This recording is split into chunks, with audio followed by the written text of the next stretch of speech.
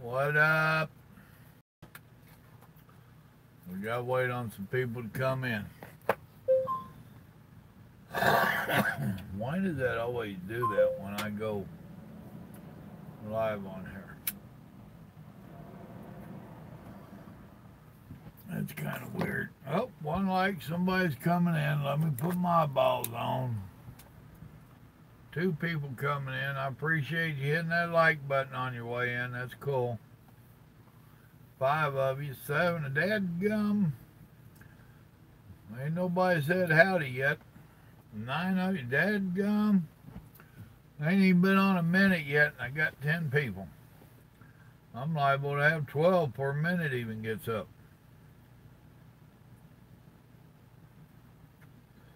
What's going on with you? Who we got?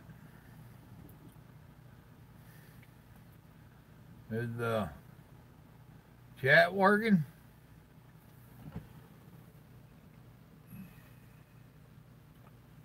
There we go. Because it wasn't working on my part, there's a whole lot of messages I didn't see. Jason, you was actually first, dude? Gary, what's going on? Grafton, I think you're a new one, brother. Welcome to the live streams. Joshua. Michael Johnson, I don't know that I've seen you before. Welcome. Brandon. Are you kidding me, dude? You're still there? You gonna get your 10-hour break there. At least you'll be good to roll. You get a nap in? I tried calling you back once. I'm afraid you was napping. Kel made it home, and he hit the like button. JJ, what up? JJ, every day's new when you wake up. You still trying to figure out what yesterday was. Zach, what's going on with you, brother? Well, appreciate y'all joining me tonight. I'll be honest with you, I would rather be with Mama. Yeah, Jason, nice meeting you too, brother.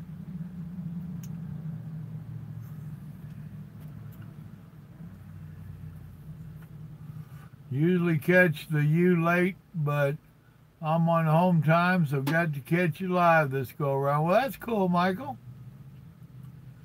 No, what's going on, brother? Oh, did I forget my girlfriend? Hi, Jesse. How you doing, darling? I'm sorry he made it home, but you got to put up with him for a day or two. You bought him. You got the title to him. We didn't force him on you. Oh, yeah, man, I got lazy and quit early. But I wouldn't have made it home. I would have made it about an hour away, and I just said to hell with it and stopped early. I'm actually here at Gilmer where I did that video on this truck stop. Last time I was here, their restaurant had closed, Cafe. And this time around, it says it's open, but I went in there and it ain't. But it ain't because it's being ran by two people, a cook and a waitress. And they want some time off periodically, so until they find more staff, they're closed on certain hours, which Saturday's all day.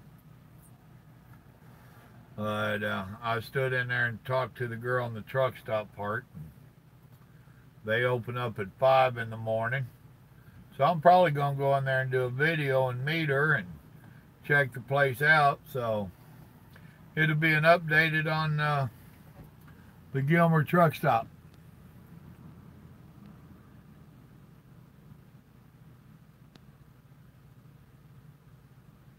I hear you, Brandon. It was by my choice, Jeff. I could have went home yesterday and had last night and today off, but the load I'd picked up in Houston had to be at the yard tomorrow, and they had one on the yard to bring me right back home. So I elected to go ahead and run run it out yesterday and today, and get on home and just have some straight off time until January 2nd. Technically, January 1st, I'll leave out the house and drive about 70 miles into Houston and park up at the receiver. It's a 6 a.m. appointment for the 2nd, which is Wednesday. Me nor Grandma liked the idea of getting up at 3 and 4 o'clock in the morning to get me to the truck. I'd rather go on in and sleep. I'm sorry, Jesse. I love you, sweetheart, but you got bad taste. I've seen him. He's not near as good looking as this. But, you know. Well, Merry late Christmas to you too, brother. And Happy New Year's. Why did you get one, Josh? ELD violation is nothing but with your company at this point. And they'll slap you on the wrist, probably give you a verbal warning, but they'll put it in your record. If you don't make a habit of getting ELD violations, it'll just kind of stay in the background. If DOT comes in and does an audit on your company, then if you have a lot of violations, they can slap you on the wrist with some money, which they'll slap the company even harder. But at this point, if it's your first one, you're going to get some kind of a warning to start establishing it's in the company's favor. It's to protect their butt, but they want to create a history showing that they was attempting to correct your bad time management. It ain't that big of a deal, depending on what company you're with. I've gotten a couple of them over here, which ain't a big deal. I don't get them that often, but we're all going to get them periodically. When you're dealing with a computer and the traffic that we deal with, this is going to happen. So don't sweat it a whole lot.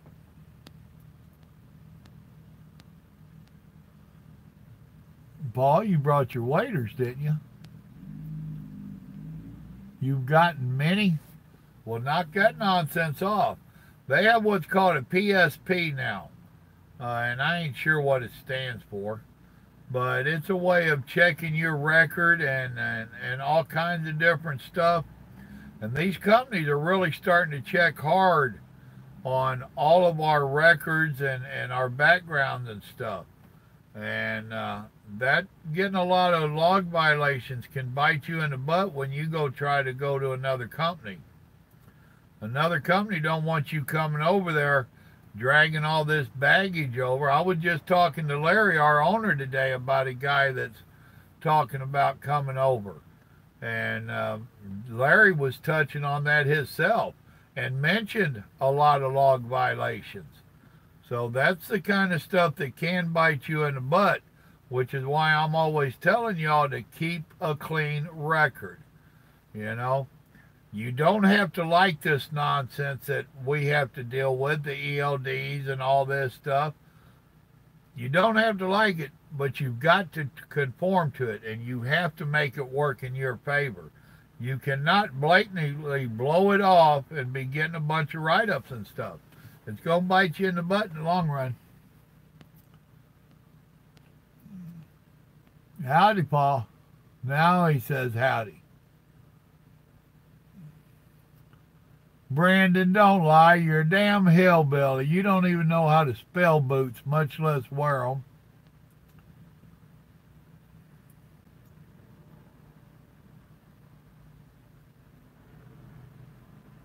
Well, that's cool, Zach.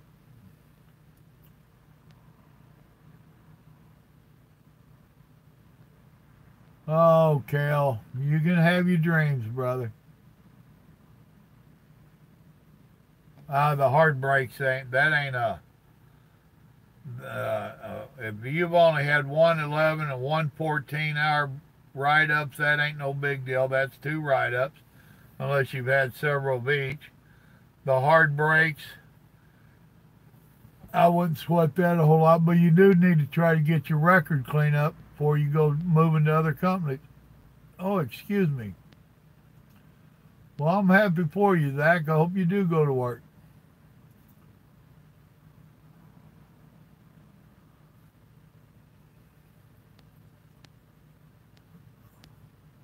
That's right, Brandon. See, go ahead and suck up. You already got a wrench, man. What else you want from me? You can't afford Grandma Rose. She's high maintenance, dude. The one you got's high enough maintenance.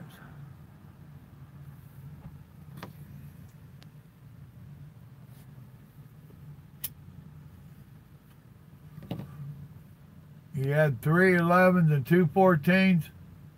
Well, knock it off, Josh. Point blank, brother, really. Knock it off. Quit getting them violations. If you have to shut down earlier than what you want, then shut down earlier.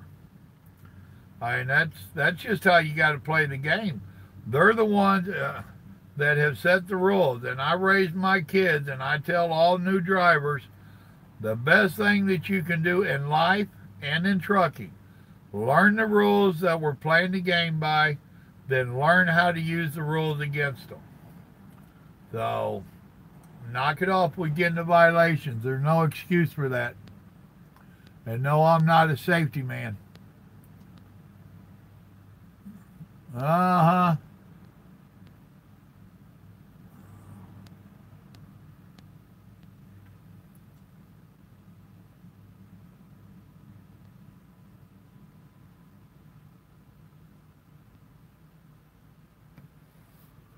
What's going on, Kelly?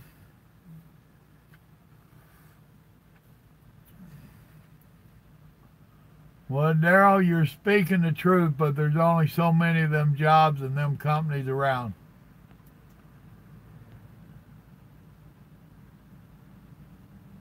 Yeah, but Brandon, you're just talked you into getting more youngins. I don't want yours in the youngins. My youngins are grown and gone.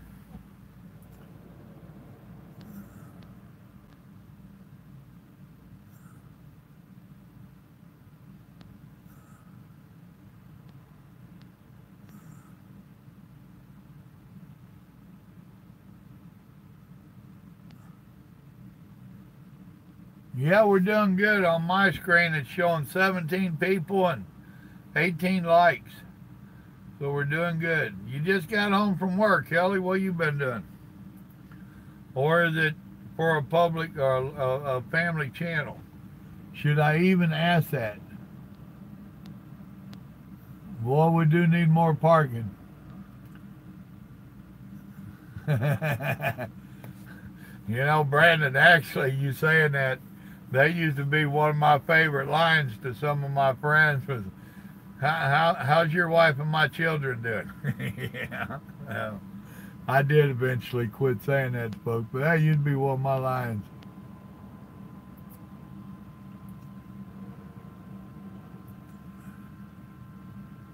Actually, Zach, I just talked to Joe. For those that's just listening, he said, God loves you and so do I.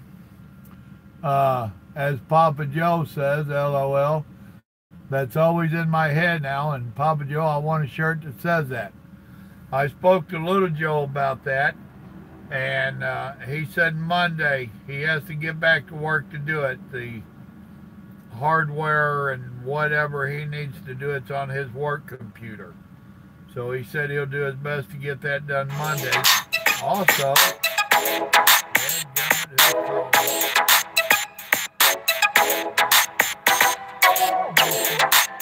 granddaughter something, they can figure out I'm gone live. Also, you see this shirt I'm wearing, same one I wore last night, I know, where it says just stand. I'm going to have Little Joe make one up because I want it, with say praying hands down here where this patriot head is, and I'm going to have it say just pray. I thought of that last night when I was making that one video. Dadgummit, got something in my throat. So that I'm going to see if I can get him to make both of those Monday while he's at work. Now, I didn't talk to him today. He's got his babies and celebrating Christmas. Nicholas, how you doing, brother?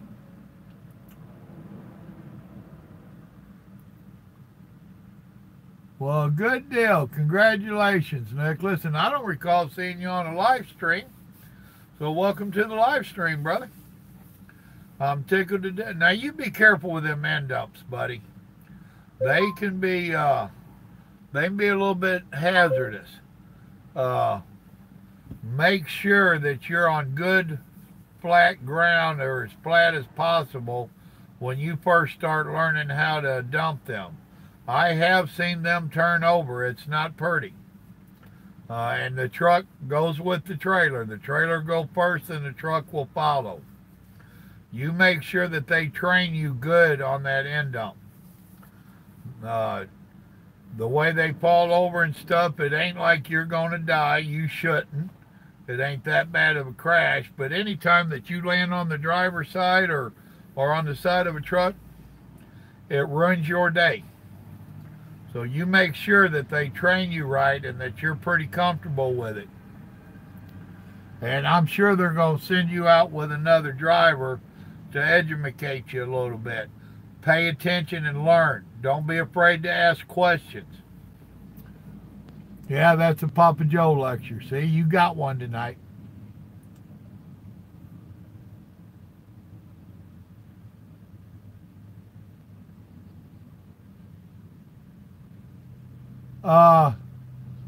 For those that's listening, and I'm trying to read more of these comments as I comment on them, because some of my people have told me that they try to listen going down the road and they can't read the comments.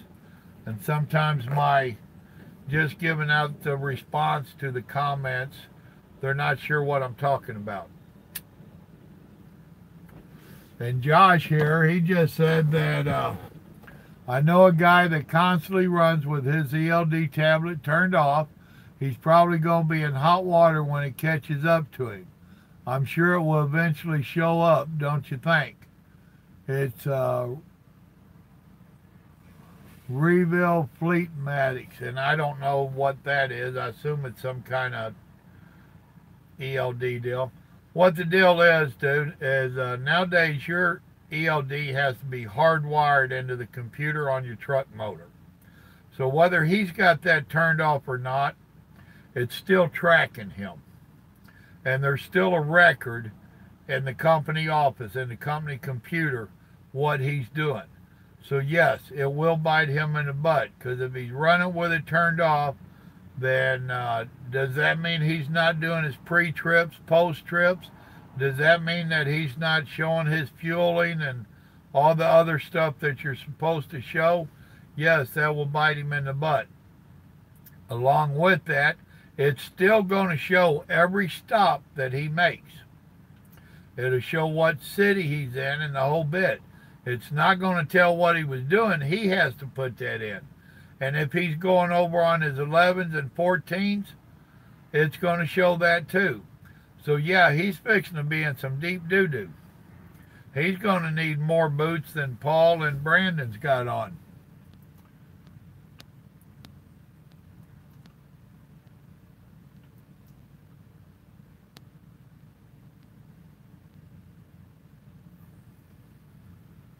Oh no, he froze up. It wasn't that cold over there, Kelly. I just left the yard. It was a little chilly this morning. It was around freezing. But dadgum, didn't he have any kind of anti-gel in his tanks? Or was he down on empty?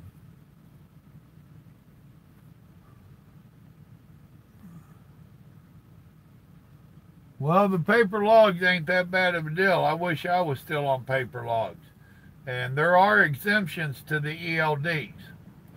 So he could very well be running legal on the paper logs. The tax deal, take it from me personally, that one will catch up with you. It caught up with me and it was not pretty. I'm still dealing with the consequences. I've almost got it taken care of.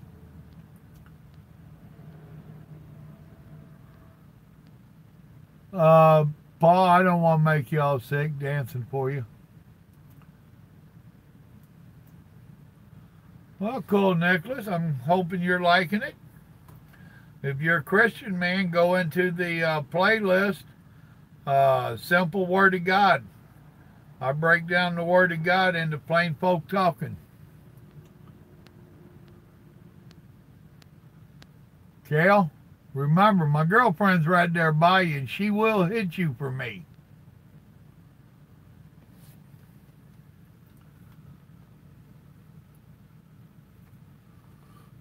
I don't know who you're calling a typical truck driver. It ain't me. Oh, you talking about that one that was saying he's running with it? Oh, yeah. More than likely, Brandon.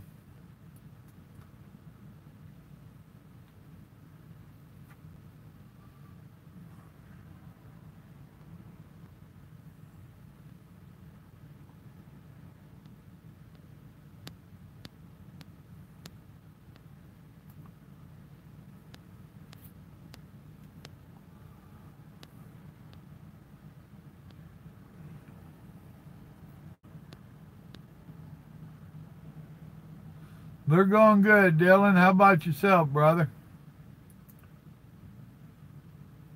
Exactly, Kelly. Any kind of an end dump, yeah, they can. Well, even the side dumps. I've never ran a side dump myself. The end dumps I have, and they scared the dickens out of me. I ain't gonna lie. And I can be on flat ground, and they'll scare me. You're gonna have to get a little bit of brass, you know. But a lot of that's in how you're trained, and I wasn't trained. I was given the truck and the trailer. You know how it was back in the day. You know, there's your truck driver, go. Follow that guy, you know. And you was self-trained, and yeah, it scared the dickens out of me.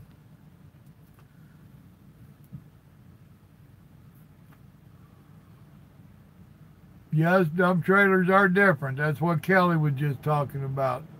Well, me and Kelly. Uh, they're not going to send you with a helper. You don't need a helper driving a truck and running an end dump. Hopefully, for the first couple of days, they send you out with one of their better, more experienced hands, and you're going to ride over there, and he's going to explain to you how and what to do and what not to do, is what I hope happens. And then hopefully a day or two after that, when you get your truck and trailer, they have you shadow that guy, meaning you two go to the same job sites.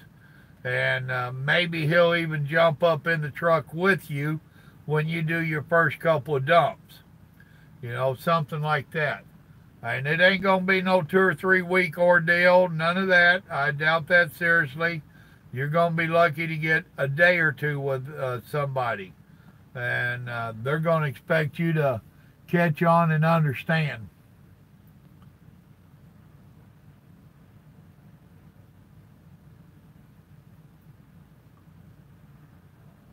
I ran many a dump truck, didn't turn none over.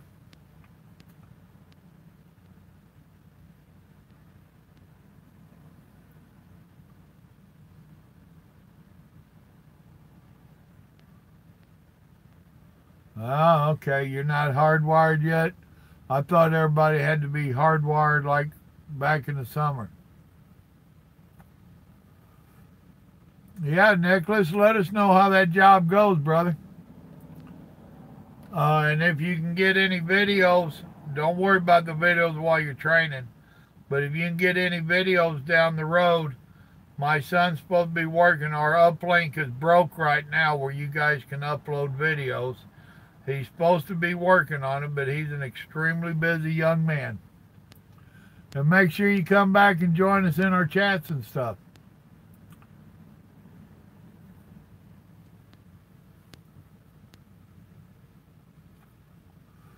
That is correct, Daryl. They are supposed to, you're supposed to be able to produce it, even if all you do is email it to them. You are supposed to do it. Yeah.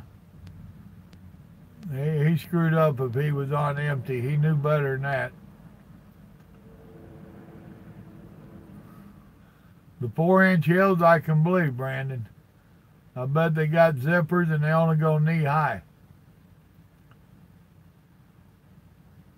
Oh, I was just talking to someone else about paper logs today. He's had to run them a couple times because his ELD went down on him. And I helped walk him through learning it. But he was in a mess today, and he was listening to some folks on the radio that got talking about the paper logs, and he was quoting it to me. And I let him finish his story, and I told him, no, the guy was full of bull. That ain't how we ran paper logs. So,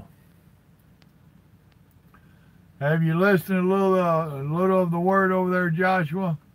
He's telling folks simple word of God is real good to listen to. What's wrong, Paul? You don't like the 4-inch? You still down to the 2-inch? Don't blame my girlfriend, Kale.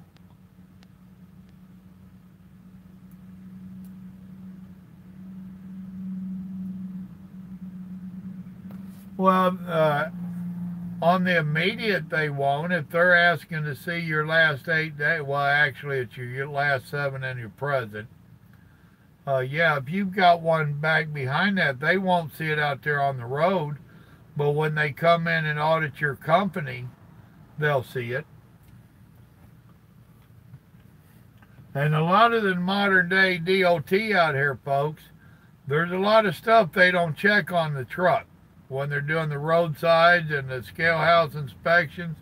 There's a lot of stuff they don't really worry about anymore that they used to. Nowadays, they leave it to the audit. So where you think you got by with it out here, you can still get your hand slapped when they do a company audit. Exactly, Brandon. We just got colorful.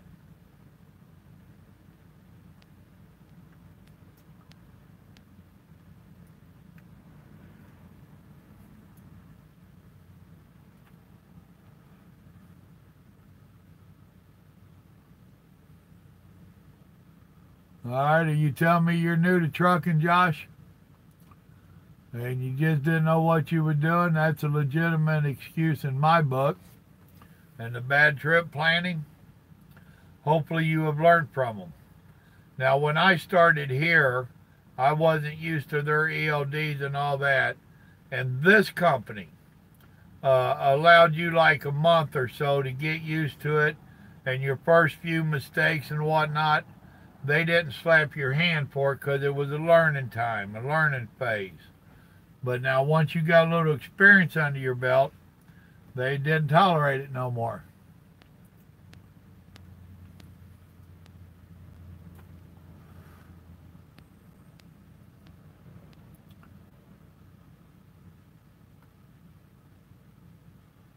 Well, cool, Dylan.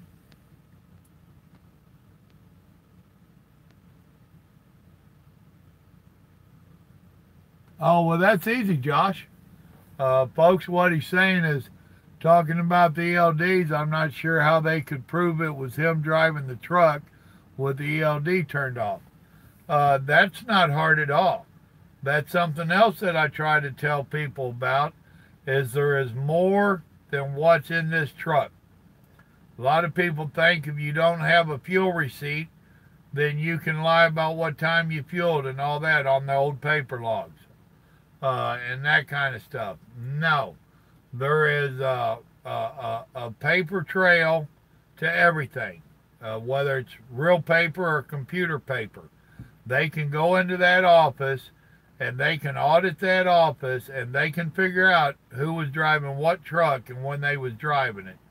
That's not hard to do at all. So if that man was in a wreck and his ELD's turned off, don't think for a minute that DOT and the lawyers would not rip that company apart, and him included with it.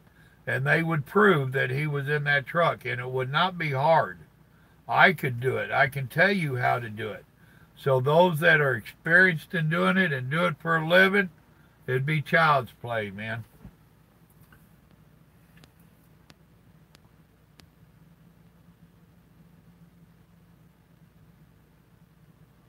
Yeah, Josh, we've all had that problem. That's where you're right. It was bad planning, bad trip planning, and bad time management. That comes, part of that is experience, man, and knowing what area that you're going to know where to shut down at. And I have shut down last night. I shut down about an hour and a half early. I still had an hour and a half left on my 11 that I wanted to drive. But I knew the area I was going in, and I knew there wasn't no place to park when I got across that turnpike. There was nothing on the turnpike, and I knew I would be in violation. So I wound up shutting down at Grant over there where I had lousy service. But that's part of the learning curve, man.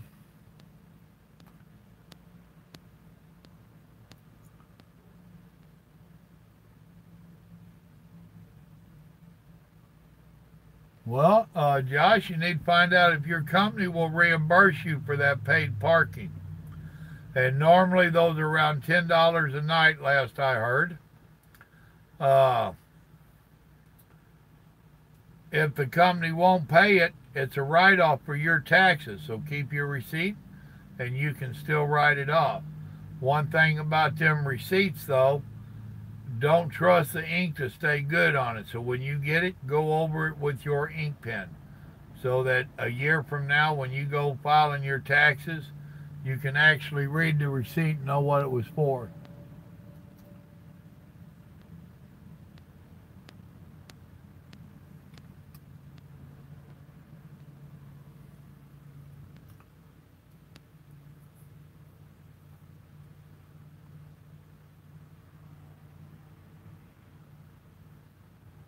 Did I post? Oh, yeah, that's right, Cal. I did post one with a dump truck. That was on this route I'm running tonight. Uh, let's see, I ain't came to that area yet. But yeah, that was at a construction site. And his wasn't because of the way he was dumping. He hit one of those Texas U-turns, and he was just going too fast. And it turned over because he was just going too fast.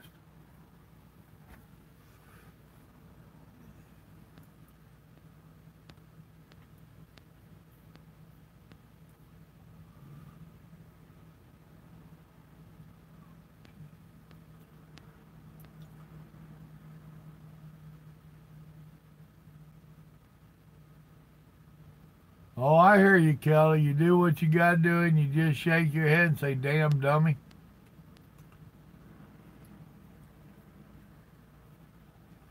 Well, appreciate you dropping in, Zach. That was cool, man. Enjoy that movie with the wife. Make sure you watch the movie. Keep your hands to yourself.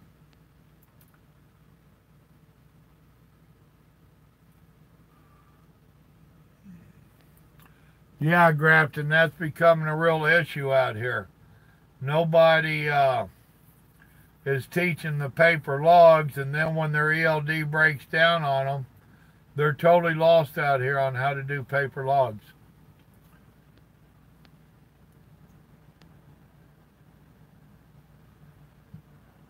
Oh, Kelly ain't going up there, Jeff. It was a buddy of his. Kelly's retired. What up, Carlos?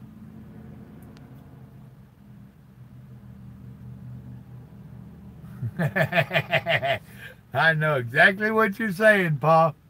Oklahoma City, brother.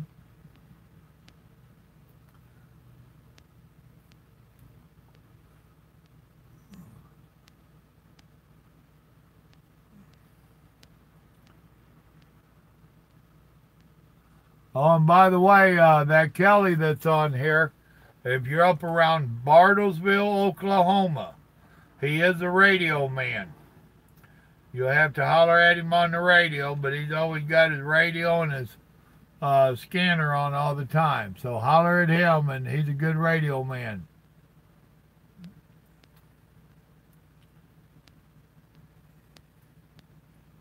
James, what's going on, brother? Cricket, I don't recall seeing you before, but Merry Christmas, Happy New Year. Thanks for joining us. Welcome. George, what's going on, brother?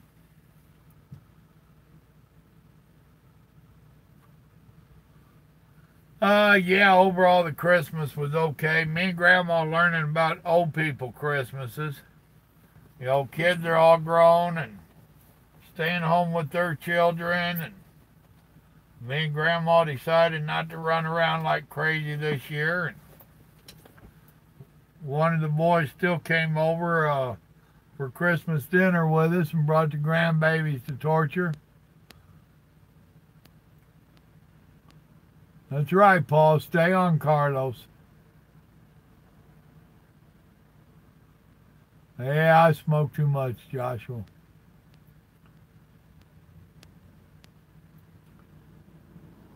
Oh, is it up to $14 a night? I don't worry about it. If I have to get a paid spot, I'll get a paid spot and the company will reimburse me for it. That's how all companies should be. They're not all like that. That's just like all of them don't pay for tolls either. I disagree with that. With the traffic and the headaches we got, they should all be paying tolls and getting us as quickly around nonsense as you can. Yeah, Carlos, it's going, we got 29. I ain't had that many in here in a while.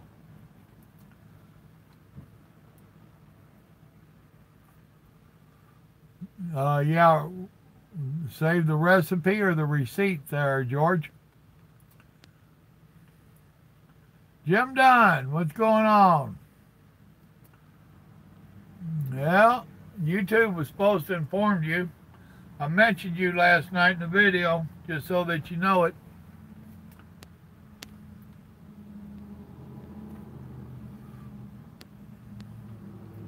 He probably didn't get any. His daughter probably ate it all and slapped his hand when he tried to get her ego. Let go of my ego. I know, showing my age, ain't I?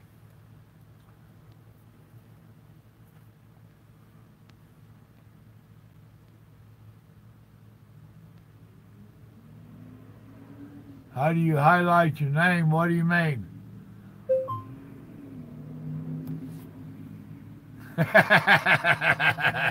That was good, JJ.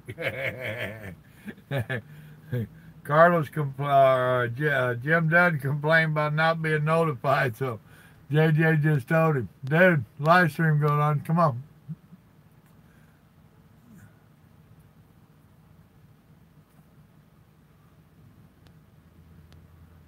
Right, Kale. But what he was doing, I've ran construction in dump trucks, and it's like any other trucking. It's a hurry up game, and he should have knew that curve down there. Who knows how many? Now it could have been his first time going around it, but he was a local dump truck, and everybody in Texas knows how them U-turn lanes are. So any way you spell it, it was driver error. I'm willing to bet on, unless he blew tires, it was driver's error. He just hit it too fast.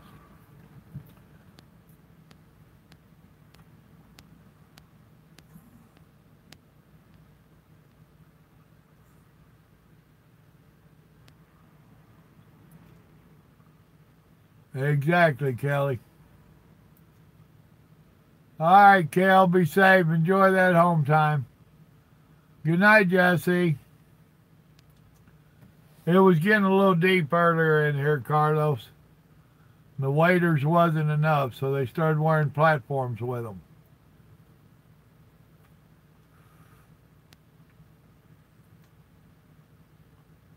I understand, George. Good night. Thanks for stopping in.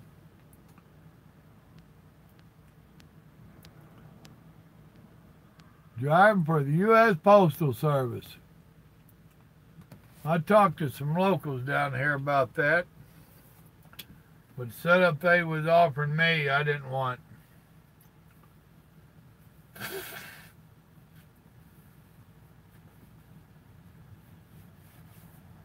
They was wanting me to drive between 6 and 8 hours of a morning, get to the end of the run, and sat there for 10 hours, then turn around and come back down through it picking the mail up. So you're dropping it off of a morning, then sitting in the middle of nowhere and waiting for 10 hours, then turn around and come back down. And it wasn't paying that good. So, no, I told him no thank you.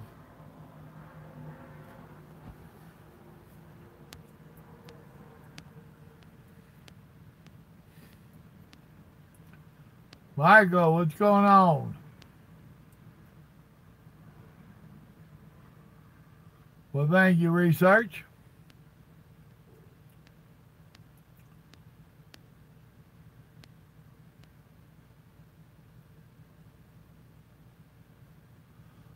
George, New Year's, I'm thinking about trying to do a live stream.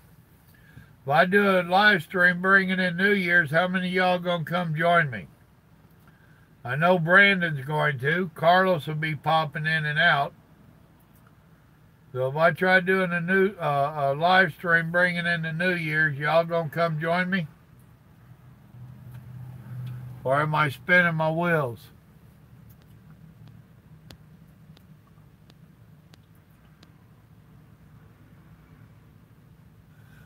Oh, George, I knew what you meant, man. I was just trying to bite you on the butt. And good night to you too, brother. Happy New Year's. Yeah, research, they'll wear you down. Just the stress of it all.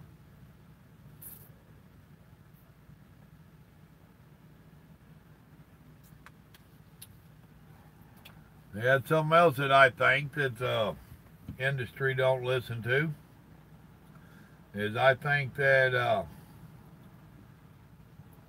all companies should get drivers home every 3 to 4 weeks for at least 3 days. You know, out here, you stay out here 2, 3, 4 months, and believe me, I've stayed out a lot longer than that. They need to get you home and let you recharge your batteries. Goat Bob, what's going on, buddy? I was talking about you today. Was your ears burning?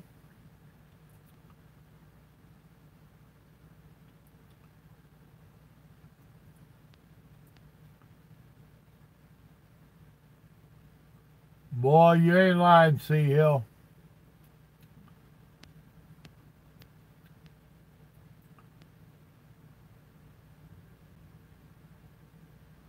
Well, good, Michael. Good luck to you. I appreciate the flowers to the channel. No, I did not eat. I was going to eat in this restaurant, but they're closed on Saturdays.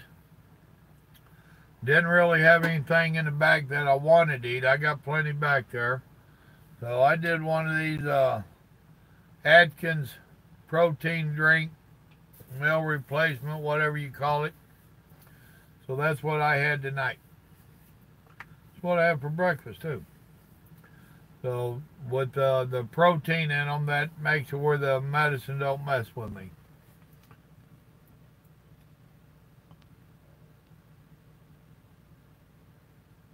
Okay, James, your name's familiar, but I have a lot of conversations with a lot of folks. So some of them, after a while, my sometimers lets them slip. So you quit Warner and now you're running mail? Is that what you're telling me? Hopefully that's working out good for you. And then that's what I've told people a lot is there's plenty of different kinds of trucking out here. It's a matter of finding what fits you. And just because it don't fit me don't mean that it ain't going to fit for you. All right, Brandon, you'll be there New Year's? Jeff will be in Florida. He's going to try.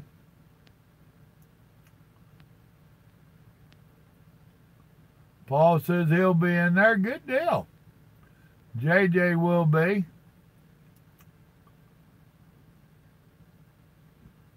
He'll be in and out. Liquid diets are not good, JJ.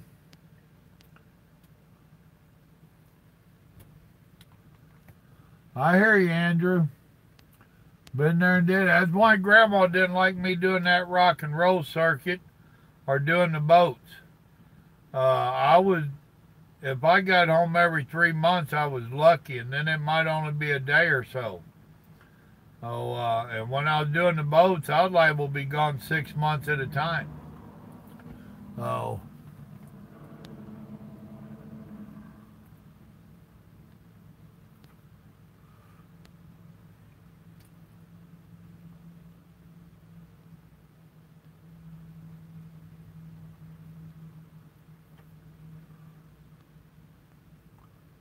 well, thank you, James.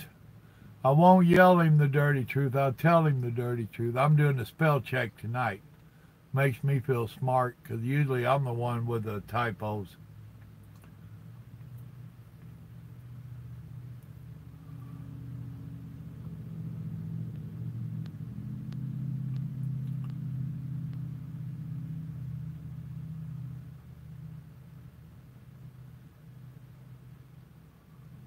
Can't find a good coney. I assume you're talking about a coney dog.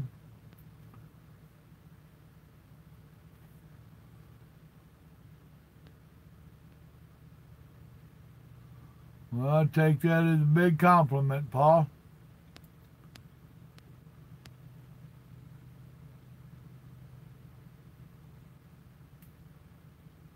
All right, Grafton. Appreciate you stopping in, brother. God bless. Have a good evening. All right, Joshua. I appreciate you saying you'll be here New Year's.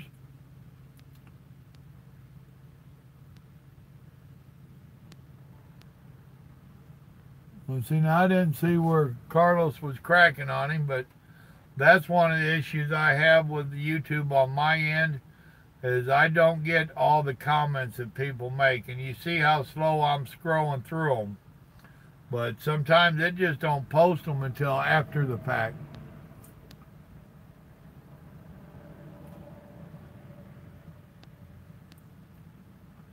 I hear you, James. He's saying he was put on medical leave with Warner and they took too long to call him back. I had to find something. He's got a family to support. And unfortunately, James, that happens a lot. Big Mike that comes in here. That's how I met him. He was with Swift and on medical leave and had been released from his doctor and everything else. And they jacked that man around like crazy. It was plumb stupid. After he got his medical release and his short-term disability had done cut off because he had been relieved from the doctor, they still jacked him around like 3 weeks, if I remember right. That's ridiculous. In this day and age of everybody living paycheck to paycheck, you can't afford to be off 3 weeks. And they think you're going to hang around and wait.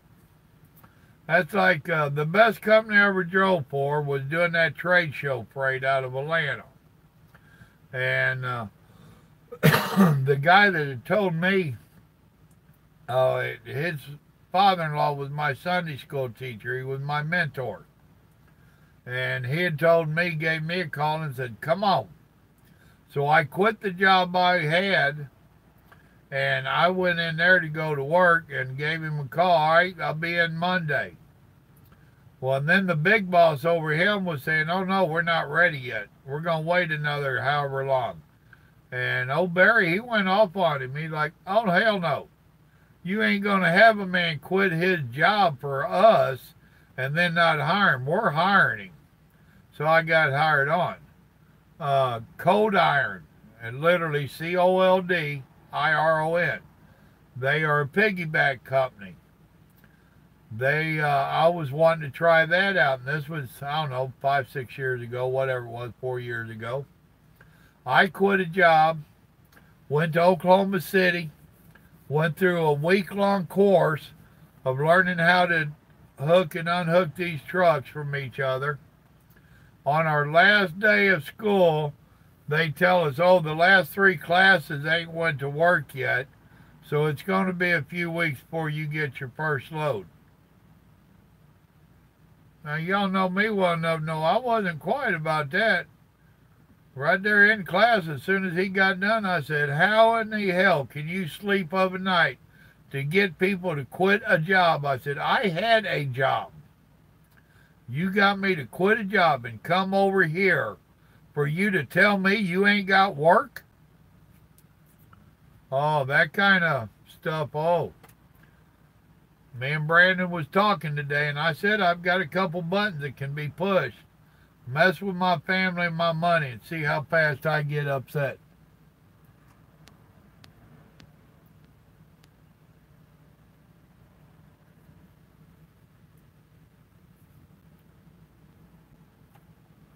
I understand, James. And I understand the fat fingers, too.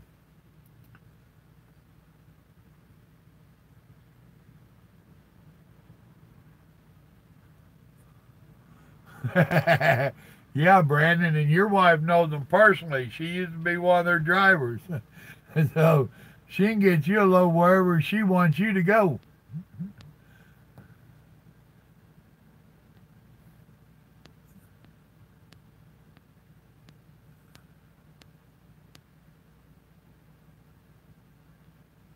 Oh, dude, I've ate so many hot dogs and stuff out here. I can't tell you. I'm not that big a fan of hot dogs, but truck drivers got to live off something. Oh, I did for years.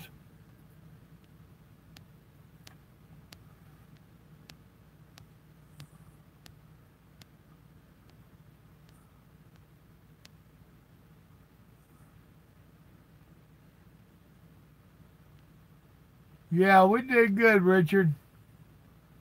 She was really lucky. She had me home for a few days.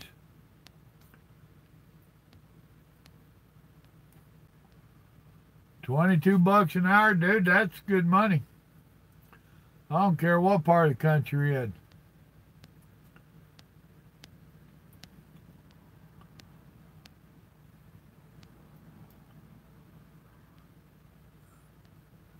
No, Carlos starts calling in FEMA. Find every Mexican available. He got a lot of kinfolk out there. Oh, Carlos, did you read the latest on that cop killer out there? I was reading up on some stuff before I did the live stream.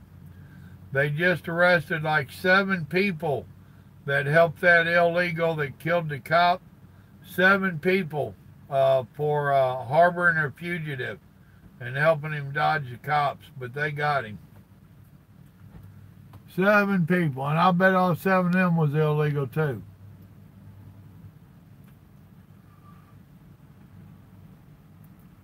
Ah, Joshua, man after my own heart. Fire up that smoker.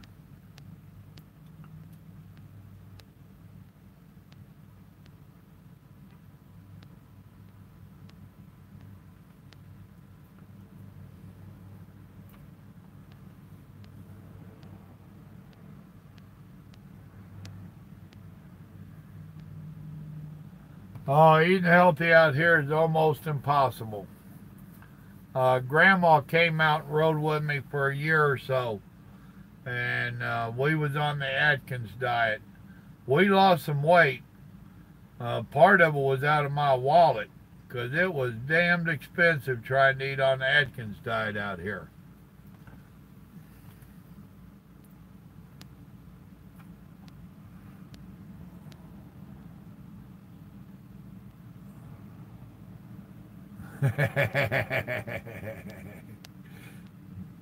Carlos, you're a trip, brother. How do I feel about the government shutdown? Really? You want to ask me that? I think it's a good thing. Trump just froze all the federal wages where they can't get their raise this year, which was only 2.1%. Don't sound like a lot, does it? But when you're talking about over 1 million employees, yeah, buddy, that gets big real quick. I think that President Trump has been doing a pretty good job.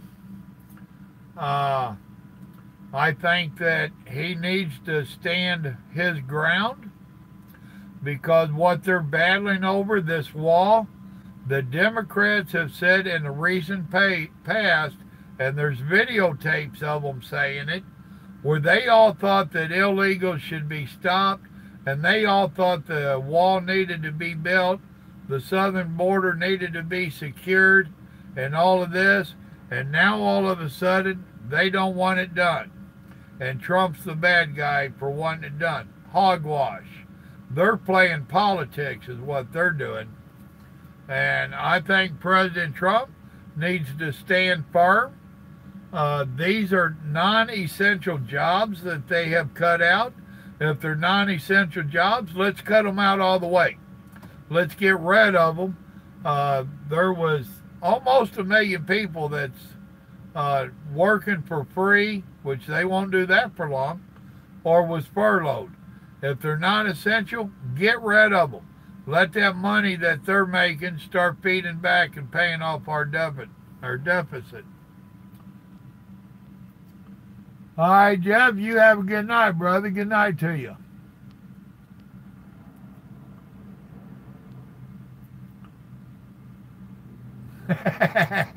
You'll never make a good Charles, Carlos.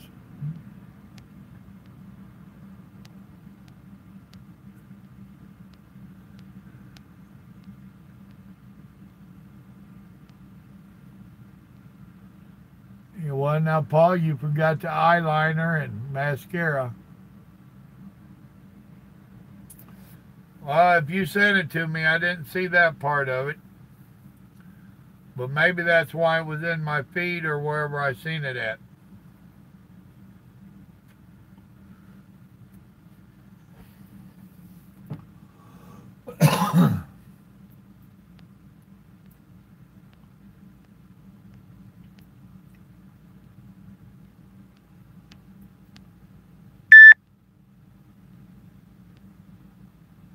No, a fence, they can do too many things. It's too easy to get through a fence.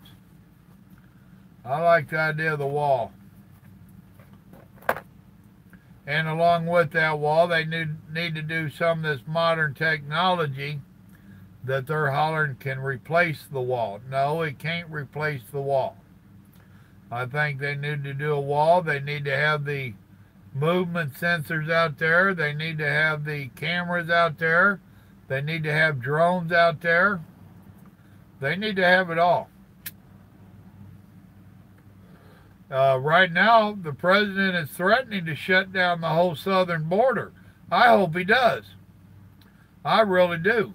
And I don't care if that involves the freight coming across either. I would love to see him play hardball. They're trying to play hardball and talk a bunch of trash and smack. I'd like to see him play hardball and just yeah, buddy.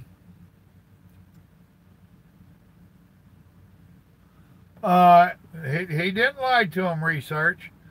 In that executive order that he just signed saying all that, it still includes the military's raise. They'll still get their raise. I don't know how much, but the article I read did say that the military still got their raise.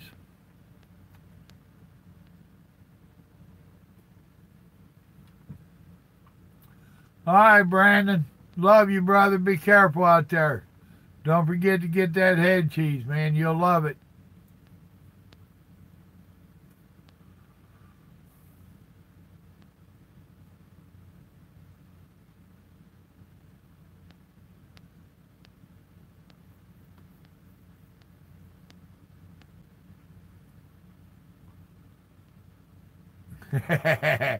That was good, Brandon. Good night, brother. Be safe.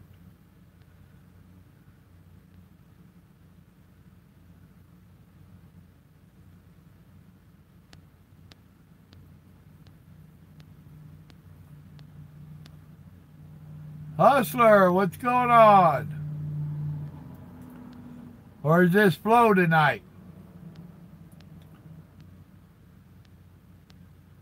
Good night, James. God bless, brother.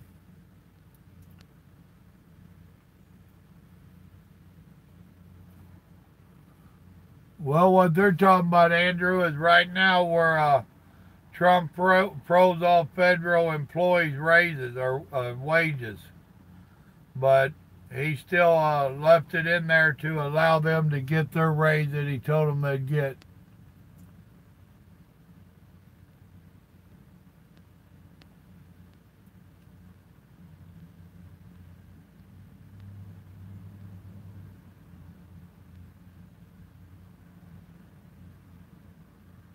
No, we can't do that research.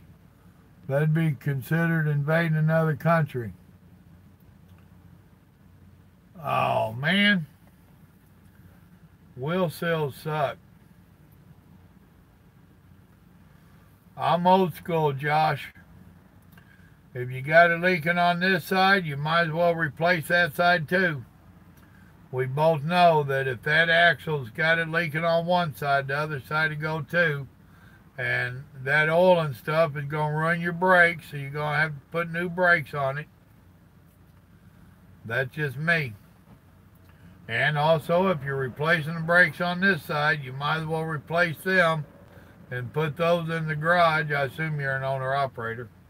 If not, the company's only going to fix the one side.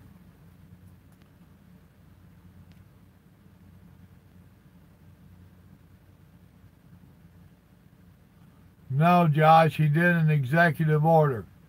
If he does an executive order, it does not have to be replaced.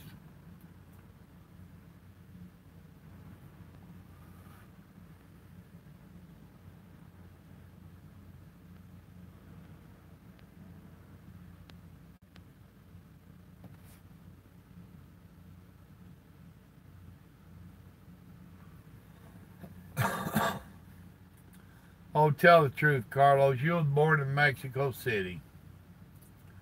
They snuck you across in a Walmart bag.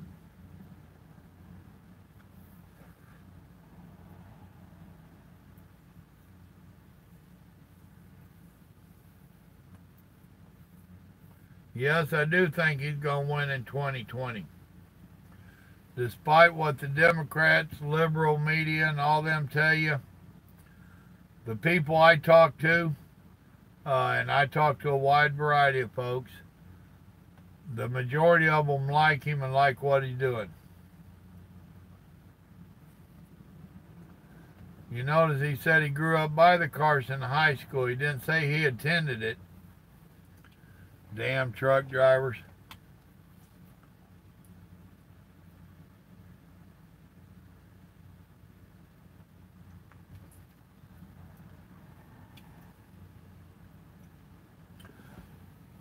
Paul, that's exactly where I'm at, brother.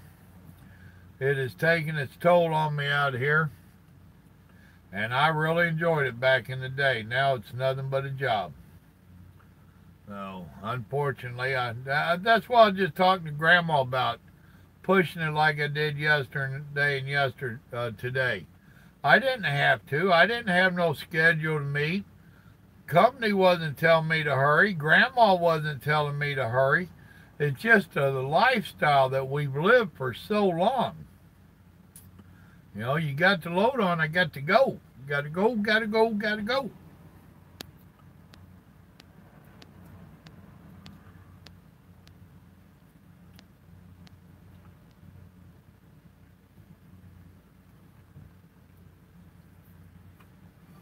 Now, they'll issue food stamps, C. Hill.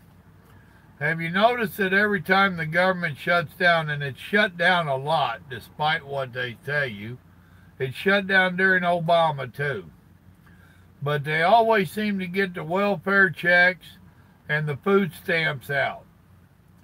When they start trying to scare you is when they start talking about cutting off Social Security and that kind of stuff. The people that actually worked and paid into it, theirs get cut. The freeloaders still get their freebies.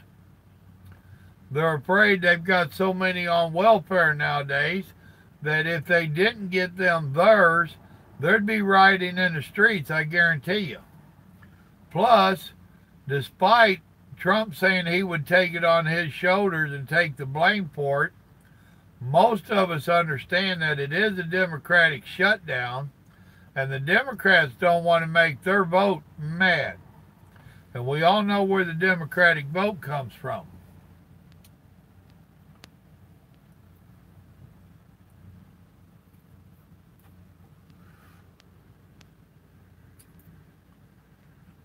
Yeah, research, that's just like they try to say that in the polls that nobody likes Trump. But it's a proven fact that there's so many of them that won't tell you the truth or won't tell you at all. So, yeah, he's going to make it in 2020.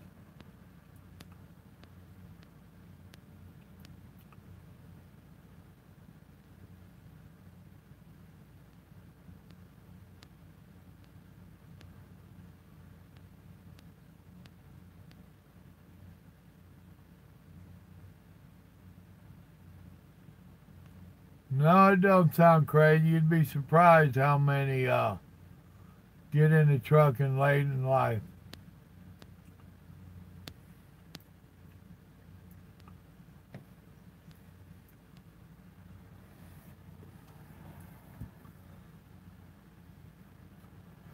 And there's a lot of companies just like Swift that love hiring double dippers or retirees or whatever, older people that are looking to change careers for whatever reason. There's a lot of them that really like hiring them on because they are older. They're not worried about going home to the babies. They've been married long enough that the wife or husband is fed up with them, don't mind them being gone. And they are more reliable.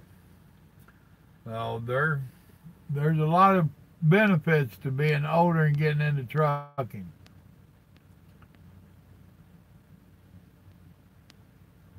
Carlos, man, you're old.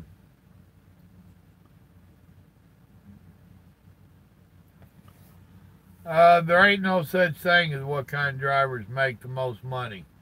It all depends upon what part of the country you're in, what company you go with, what kind of freight you're hauling, what you're doing. You know, it's there's too many variables there to just say what kind makes the most money.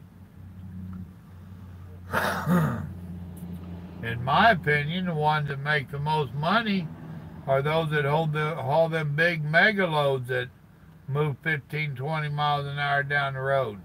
But you ain't going to come in and do that as a new person.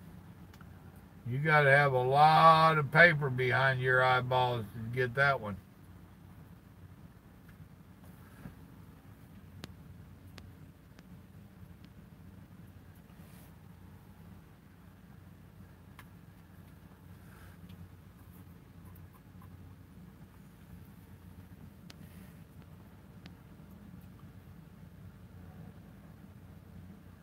You got that right, Joshua. The one that want to work for it is the one that makes the most.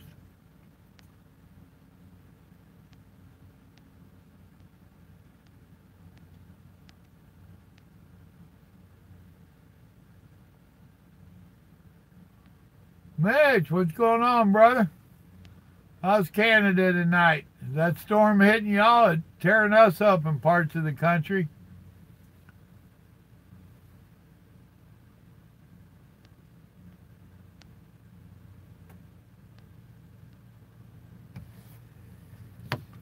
Yeah, I bet it is cold. Up there at our yard this morning, it was below freezing.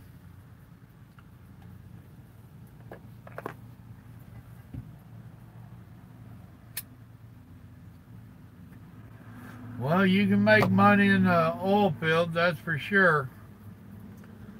It's all going to depend upon who you get set up with once again.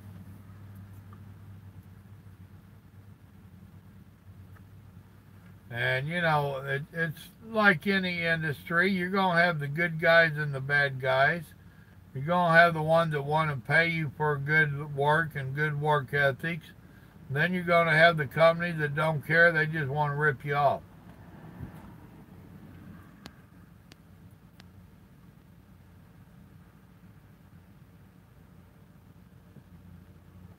Exactly, Josh. People can come over here and do the exact same thing I'm doing, have the same truck, run the same runs, and chances are I'm going to make more money than you, simply because I know the trucking industry better than you.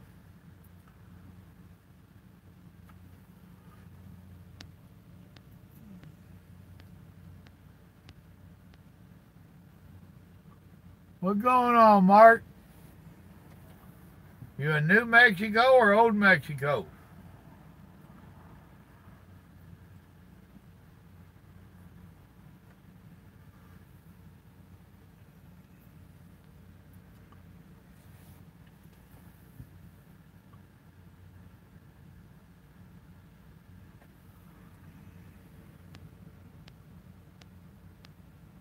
Dadgum, what you doing across the border, brother?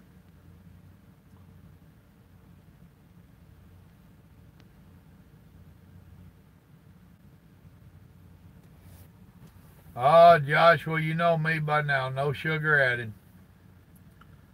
Might well just throw it on out there and, as we used to say in the Marine Corps, let's run it up the flagpole, see who salutes it.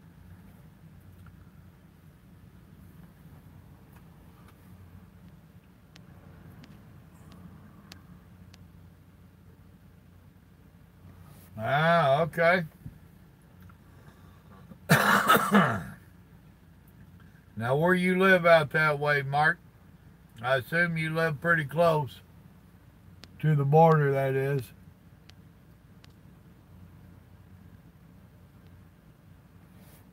Well, I wish you was too, Mitch. We'd do a barbecue or something.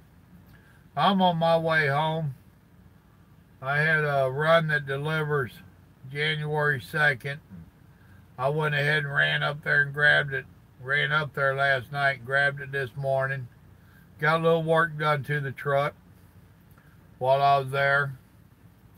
Then turned around heading home. I'm 175 miles from the house. Could have probably made it in there. It'd been real close. I just got tired and lazy and stopped. I don't do that too often, and Grandma was encouraging me to.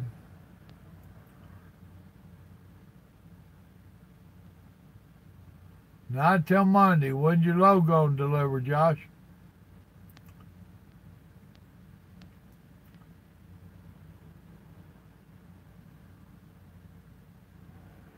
You better be in Dakota. Now, that don't make no sense, research.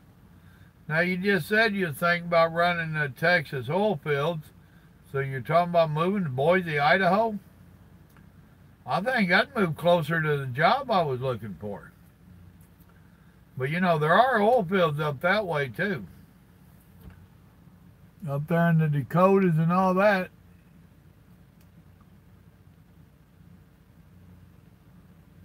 "7 hours south of El Paso." Dadgum, buddy, you deep in it.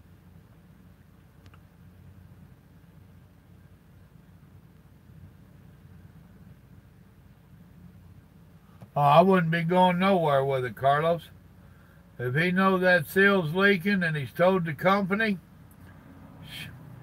I'd be staying right there and tell him, well, you can call the receiver and tell him it's going to be late. I got a seal out. Because that's nothing but the company wanting to save money. Don't want to send a mechanic out on overtime. Don't want to call road service. So that's just a matter of the company saving money. That's the kind of stuff nowadays. Now, back in the day, that would have drove me crazy. And I would have probably limped it in. Nowadays, I'm like, y'all ain't worried about it. I ain't worried about it. You call the receiver and tell them it's going to be late. That's that attitude from being an old part out here.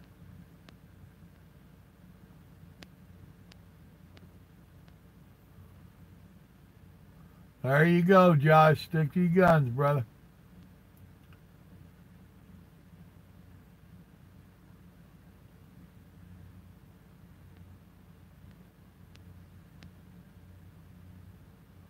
Western Express. Well, howdy, Noel.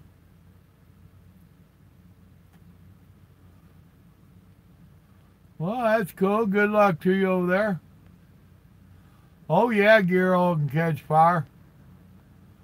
I don't know what you're hauling. You said you're a tanker. Your name does. So I don't think I'd want a tire fire back there. I think he said he's at home. Or are you asking me where I'm at?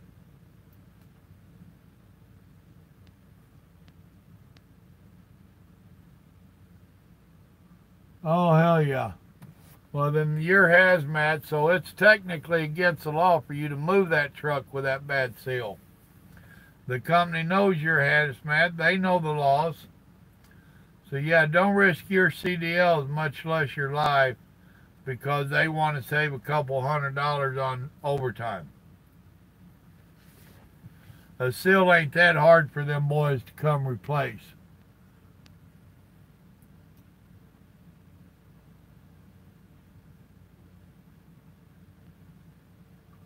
Yep, you're right, Mitch.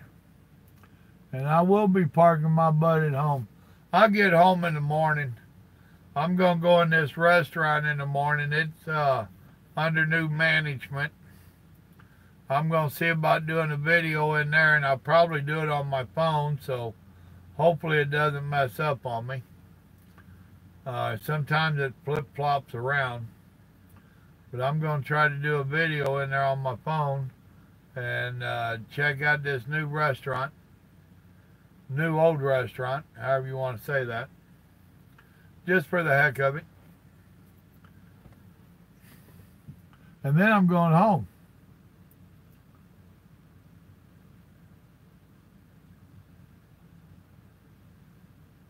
All right, Mark, you be careful down there, brother. God bless.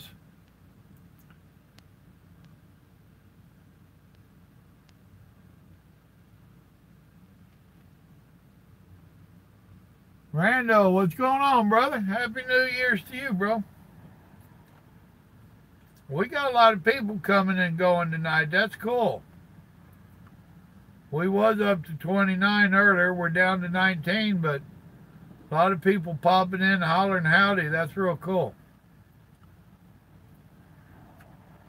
And for you that have popped in now, I was saying on New Year's, I'm going to see about doing a live stream and bring in the New Year's. I hope some of y'all will come join us. There's a handful that said they'd be in there.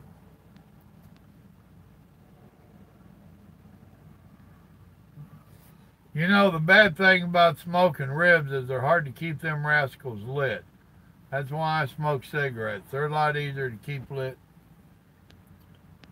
Oh, ain't I the funny guy?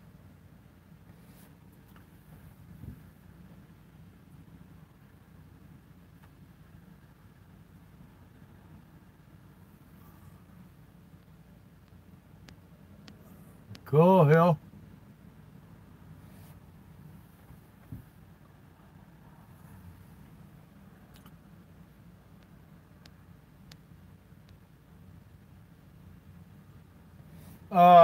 P.O. Box 529,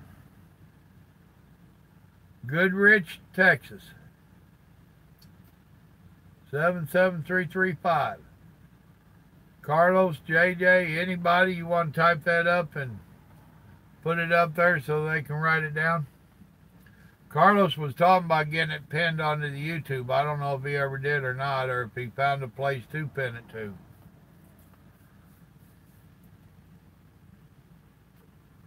Whoever's trying to type it, P.O. Box 529,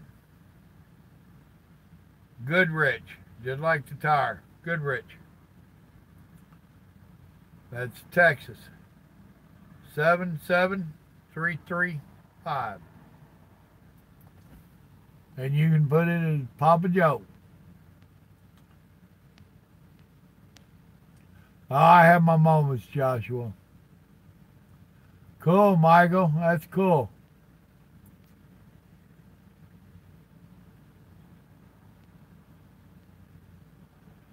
Thank you, Andrew. Thank you, JJ.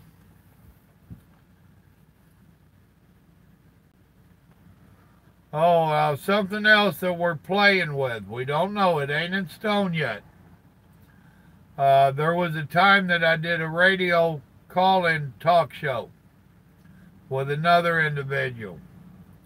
It did not go over real good because I didn't have that many subscribers and a few other things.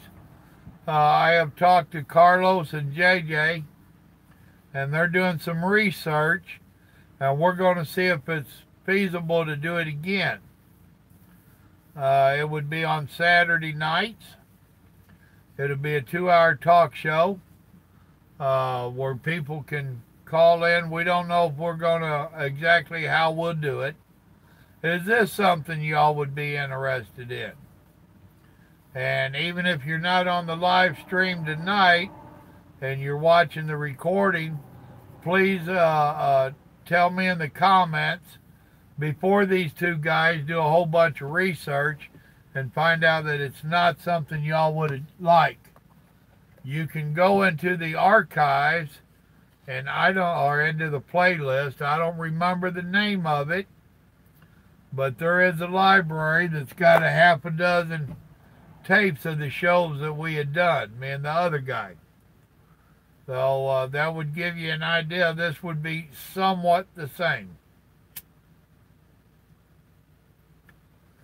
So just trying to fill this out. Is this something y'all would be interested in doing with us?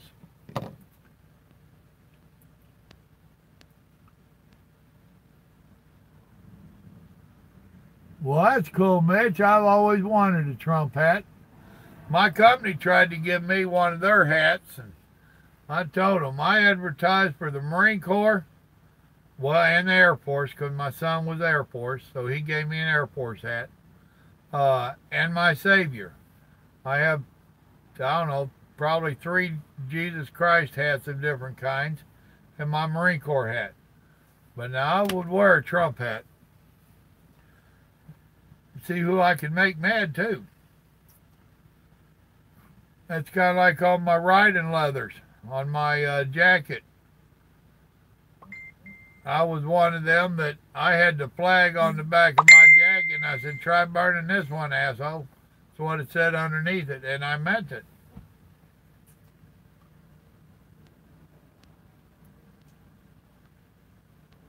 Randall, I'm not picky, brother. Whatever you feel like sending me, I will gladly accept.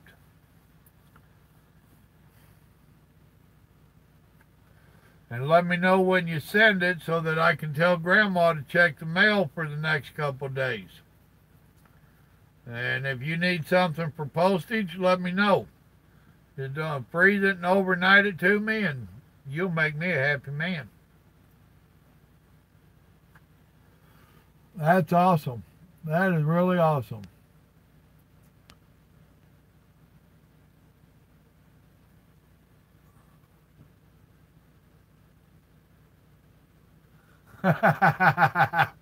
Imagine that, Joshua. They're going to be there in the morning to fix that.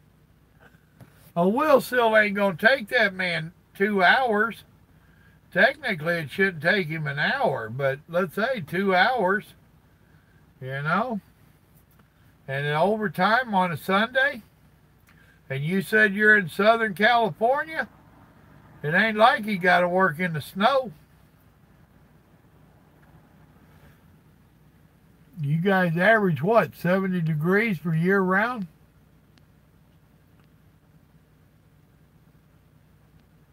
Well, that's cool, Mitch. That's awesome.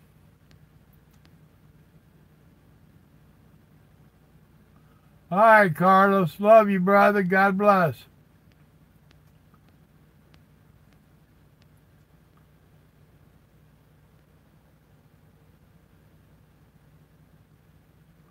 Oh, yeah, I love saltwater tapping. I used to get some over in Louisiana. The stuff's addictive is what it is. I used to get big bags of it and set in that. Oh, Lordy.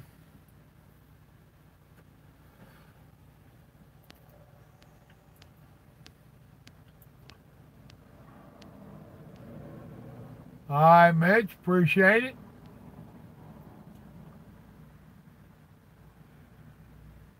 Yeah, exactly, Josh.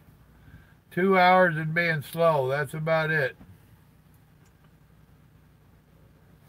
Well, I ain't never been a mechanic, but I've had a lot of trucks worked on.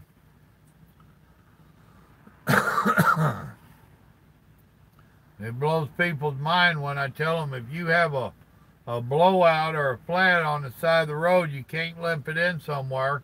You might as well count on 4 hours and about $400, if not more, on the dollars. And that's to get a used tire. Me and another hand was talking about that today. That the rip-off prices they got out here, and I don't care whose money's being spent, mine or the company's, the way they rip us off out here just irks the dickens out of me.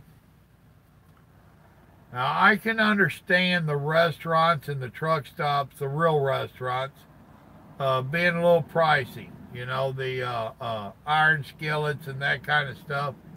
Because I have personally seen a lot of people walk away from their bill. So they get stiffed a lot. Well, you and I have to make that up on that price. So I can understand that. Even in the stores, I know they get ripped off a lot. So that's got to be compensated for. That's just part of business. But that mechanic driving out to change that tire and all of that nonsense and the markup on that tire, that's a ripoff. Period. That's a ripoff.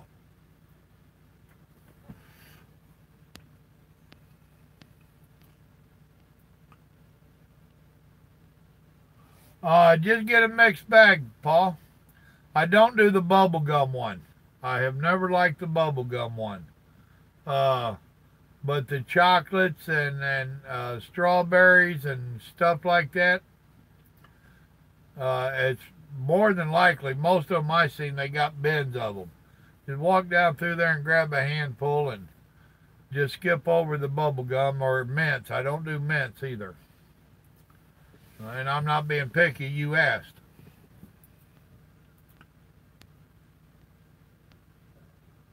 I hear you, Joshua, and I got more tools than I need. What about Applebee's? Can't say I've ever ate at one. Yeah, my biggest problem with tools was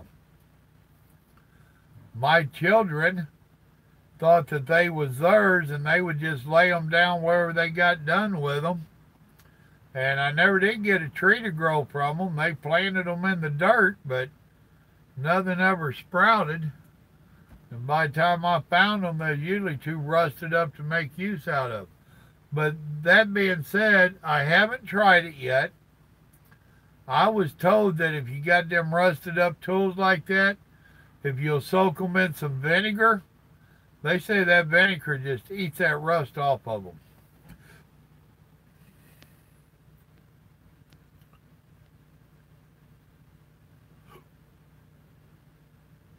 Well, Mitch, if you're an owner-operator, that's cool. All right, JJ. Don't like the wrong end.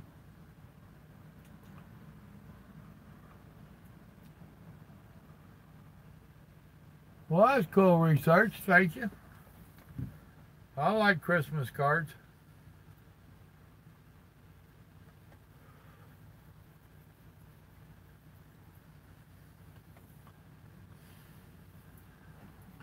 Somebody sent me something here. Let me tap it and see what in the world it is.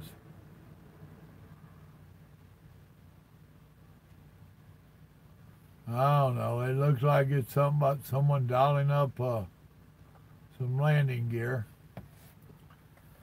One of the, they had me watching videos in that safety meeting the other day. What a waste of time. Show me the proper technique for dialing down landing gear and the proper technique for pulling a fifth wheel or dropping a trailer and the proper technique for opening the doors on the trailer, and I just started laughing.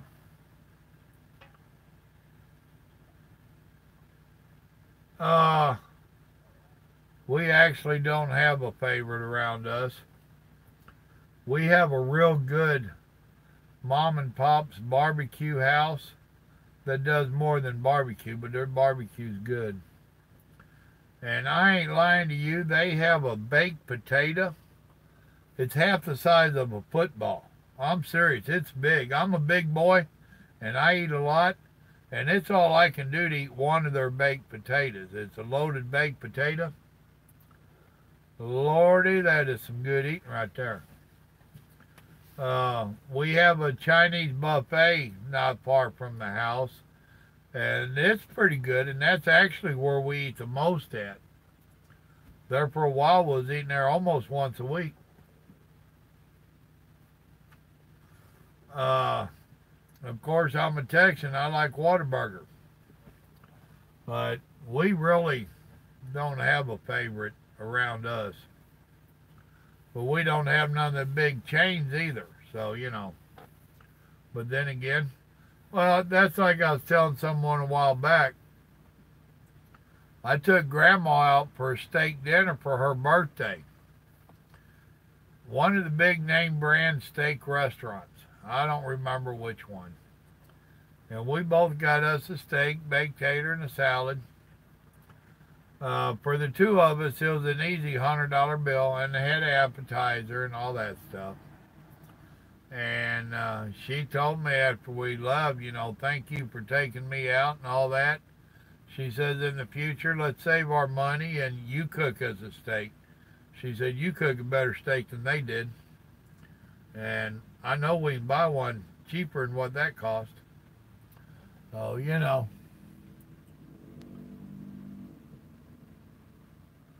All right, well, cool, Paul. Thank you.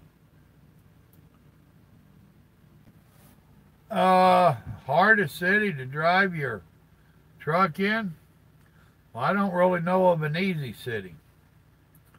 And once again, that's going to depend upon where you're going.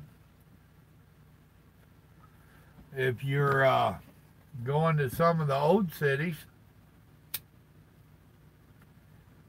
and the old part of town, they're all hard because they wasn't set up for the trucks that we're driving nowadays. You know, the majority of the places that most trucks go are to the industrial parks and whatnot, and they're not quite as bad.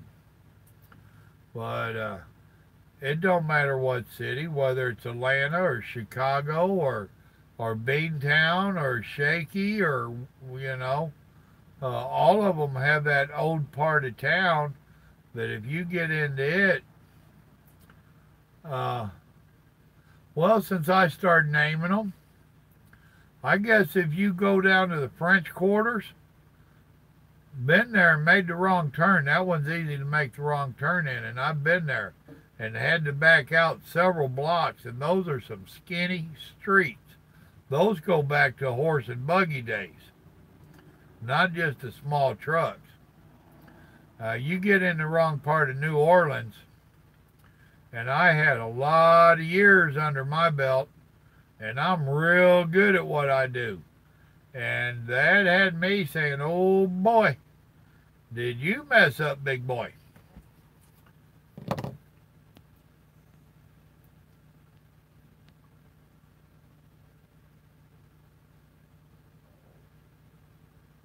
All right, Research. Enjoy your evening, brother. Thanks for coming in.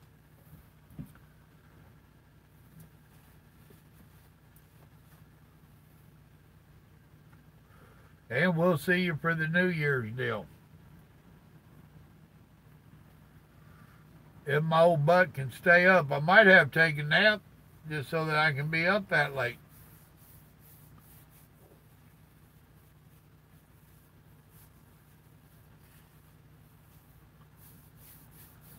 Oh, me, oh my. Well, one left and one popped in. Howdy, whoever just joined us. Another one just joined us. See what I was saying? It's been a good night, people coming and going. We got some fresh meat. If they'll tell us who they are, we can pick on them now.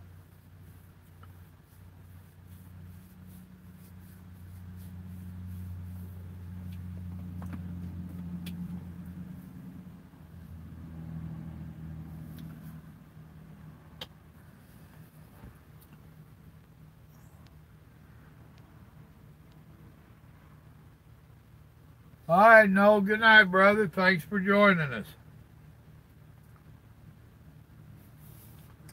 I got to put a little lotion on my hands. They're getting all dried up.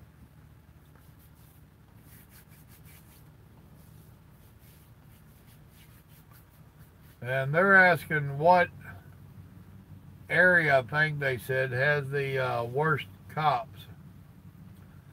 And, boy, that's another tough one to answer. And stuff had changed out here so drastically. California and Ohio used to be pretty much the worst for states. And you got to also consider, I haven't ran over the road the last 2 years. I've been regional. So, and all the places that used to be real hard-nosed, they're not so hard-nosed anymore. I can tell you that if you come down here to Texas and you're being stupid in a no stupid zone, they don't play well. And if they decide to stop you and or DOT you, they don't have a sense of humor at all. So you come Texas, you need to behave. You've seen the signs back in the day, don't mess with Texas. They mean it.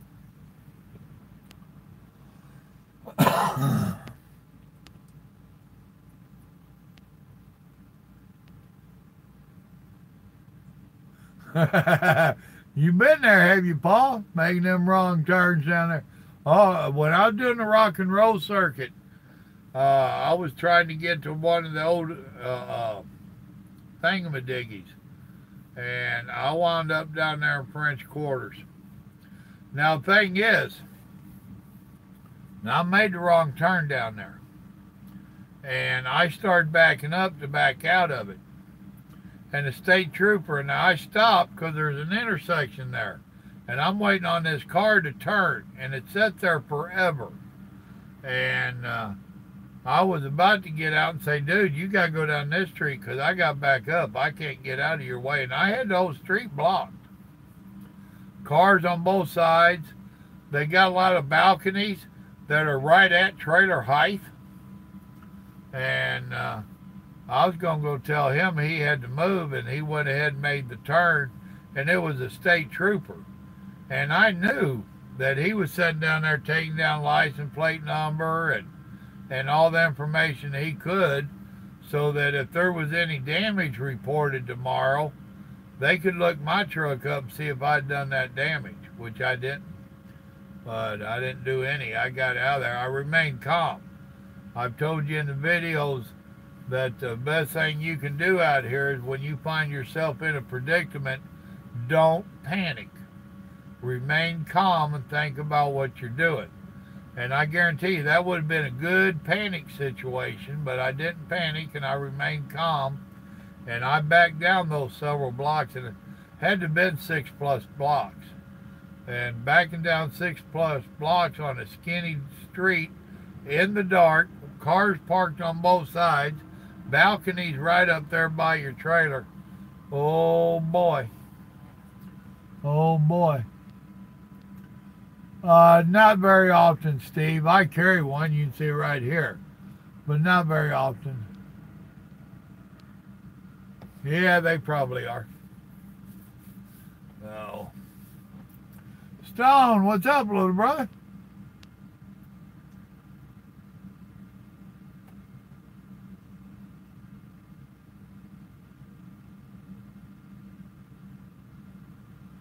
Yeah. Now that losing that air pressure, you could just have something that is froze up, a little liquid in your airlines, and it froze something up. Do you know if that air leak's on the trailer or on the truck?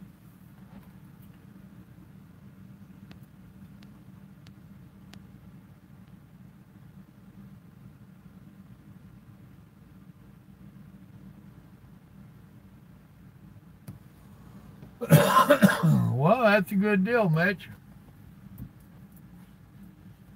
And you're up there in Canada. Y'all got a whole lot of nowhere in Canada still.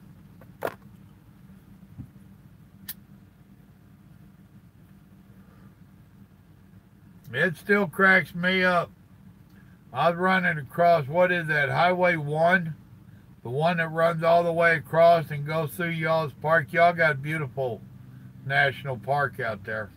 It's a long rascal, too. I got snowed in out there. But I was running across that. I had to stop. There's pictures on, well, no, you can't see them. They're on my private one. Well, I don't know. Them boys did move some pictures over to the Facebook page. I had to stop because the sheep, mountain goats, or whatever, they was down there licking the salt off the highway. I got a few pictures of it. But I'm cruising across there and I seen a sign that said Scenic Route to Alaska. I told Grandma when I finally got on top of that hill where there was a truck stop up there, that's where I got snowed in at. And I told her, I said, I seen a sign that said I needed to turn left. What do you mean? I said, it said turn right, Scenic Route to Alaska. Texas to the left. I need to go left. And there wasn't no road going left.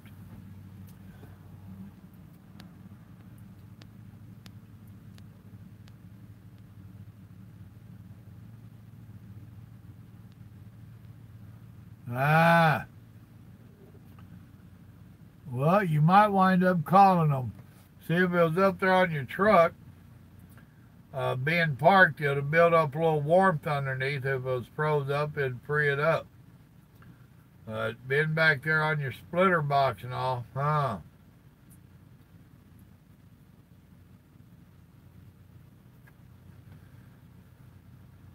Mitch is an old hand. You read what he wrote, Mitch. Air leak by the splitter box back there. I don't know nothing that's going to take care of that. Yeah, Zach, we're still here.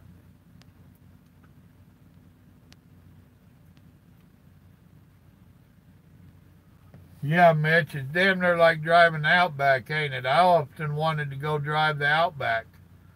And you got to do too many of your own repairs out there, and I'm just not mechanically inclined.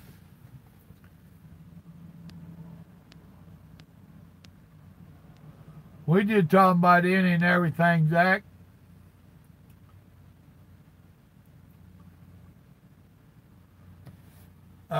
Stone and Zach, if you didn't hear, I'm going to try to do a live stream for New Year's, bringing in the New Year's. Would love for y'all to come join us.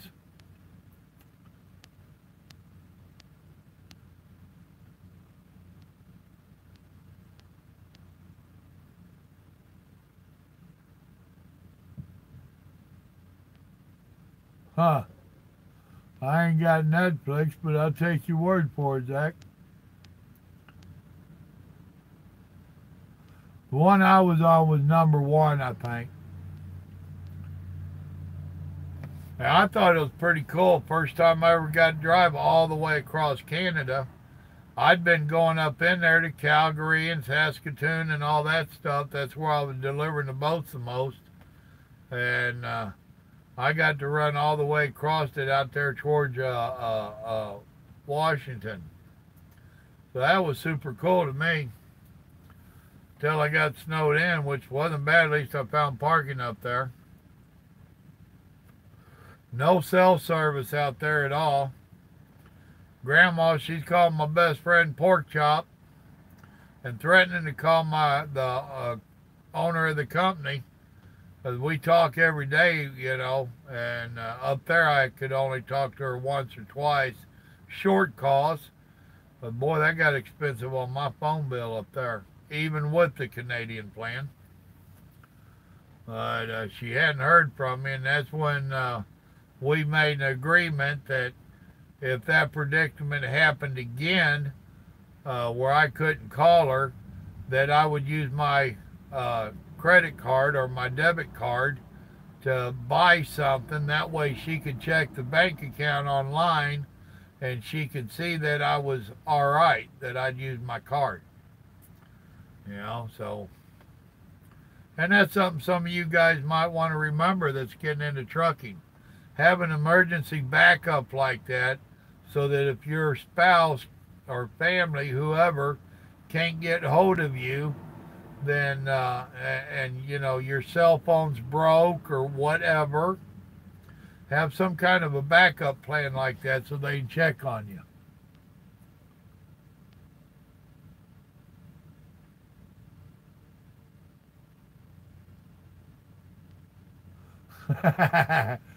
You think old Stone gonna be a bull hauler, huh? It don't matter, Zach. That's what I drive for. I work for cigarettes.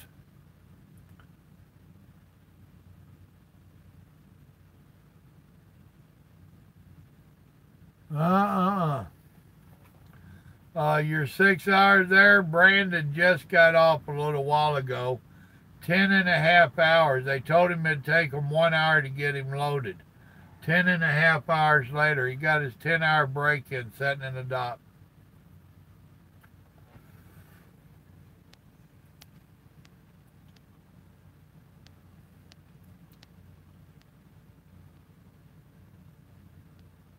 I hear you, Stone.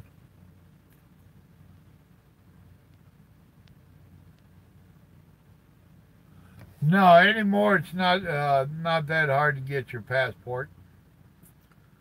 Uh, you can do it the regular way, which would take you 2 or 3 weeks, or you can pay extra money. I forget how much, 80 or 180, whatever it was, and do the express.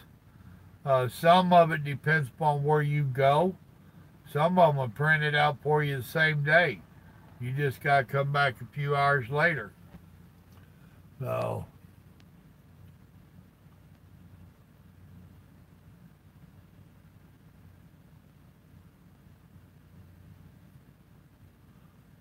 well, Stone, I'm going to tell you the same thing that I told Josh, the tanker. I would have them come to me.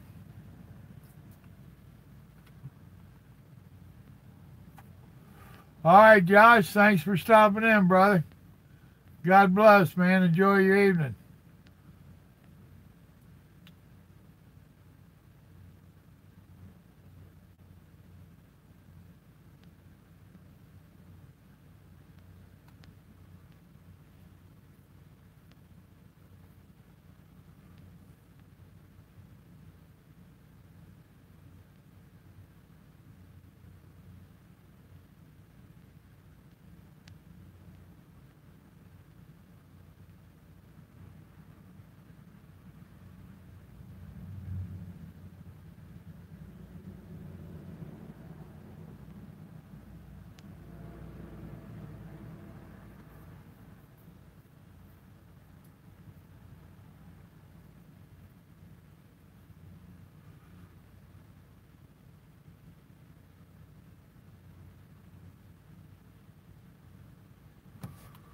Well, nowadays you take a passport picture with you. You'll fill out a form, and actually, if you had one before, they're going to want to know about it and where it's at now. But if you still have your old one, you take it in with you, and I ain't going to say they reactivate it, but if you don't have it, you got extra paperwork to fill out trying to tell them what happened to it. Yeah, it's a good thing, Stone. Glad you caught us too.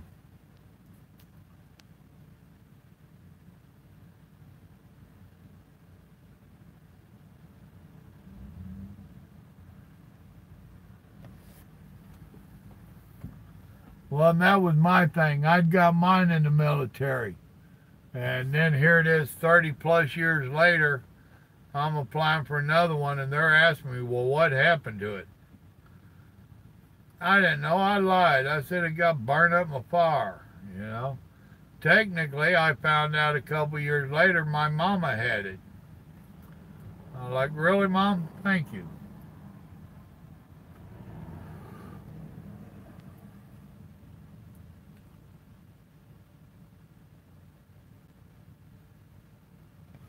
No, he don't want to do that kind of stuff to it. That's a company trailer for one of the big mega companies, and they'd be all kinds of upset if he goes trying to do any kind of patchwork. Southern ingenuity is not good in these days. Plus, if he does that, and he gets out there and he does have an accident, everybody's going to point the blame at him. It's all his fault. So, his best bet is sit right there where he's at and make them send somebody. Exactly. Let them worry about it.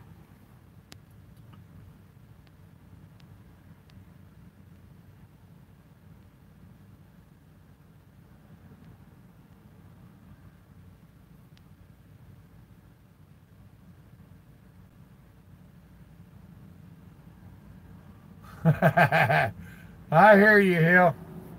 You have a good night. Glad you got to join us.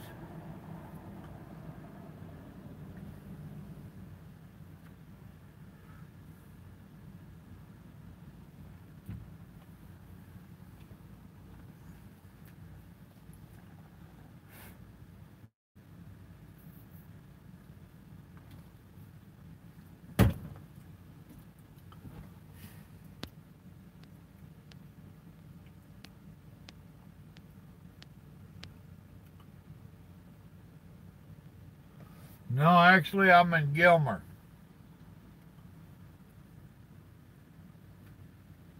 Now, Tuesday night, I'll be in Houston. Tomorrow night, I'll be in Goodrich. Oh, man, I've been telling them all kinds of things that I think. You'll have to do a playback, catch all of it. But one thing I do think, and I don't understand it, I think a bullfrog's butt is watertight, and his butt hits the ground every time he jumps. That don't make no sense to me at all.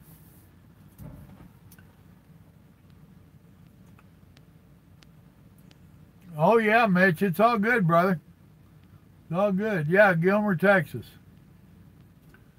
Howdy, Sticks. Don't recall seeing you in here before, but welcome. I like seeing new viewers in here. Hopefully you enjoy it. And I appreciate you partaking and making comments, asking questions, a whole bit. Nothing but an old school chat room here where we just kind of visit.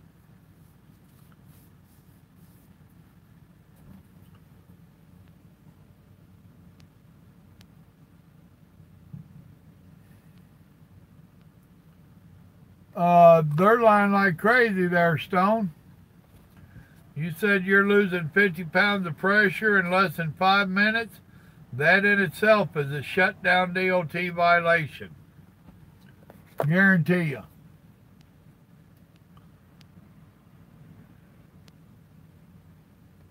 Good man. But you're going to make them mad at you knowing that damn book.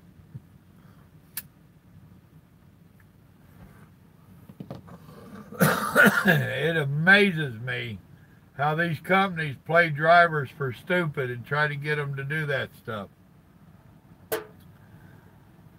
It is just amazing.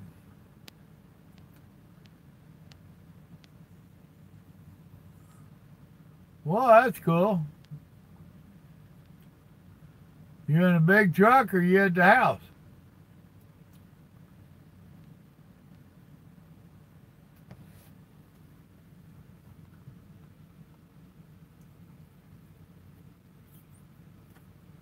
Well, that's a good deal, Zach. See, now, are you the one that has the 7 years with the military?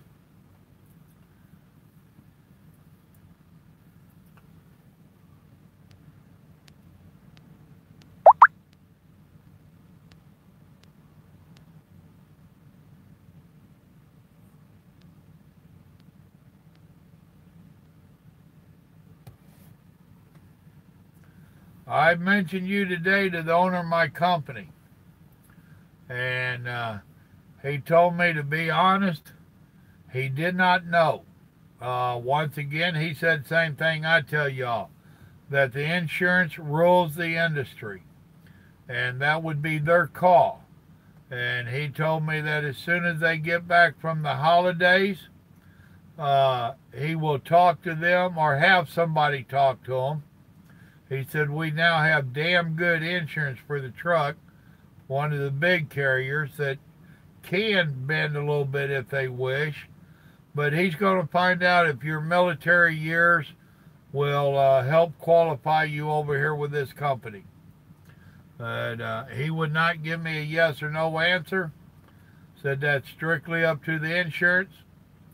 He'll find out, and hopefully sometime late next week I'll have an answer for you. In the meantime, if you can go with Swift, go with Swift. Get that damn CDL in your pocket. So, and they might come up with something that let him get 6 months or a year, whatever, with his civilian license, and then they might cover you over here. I don't know. I ain't got a clue what they're going to say. So, but I told you I would try to find out. That's what I found out.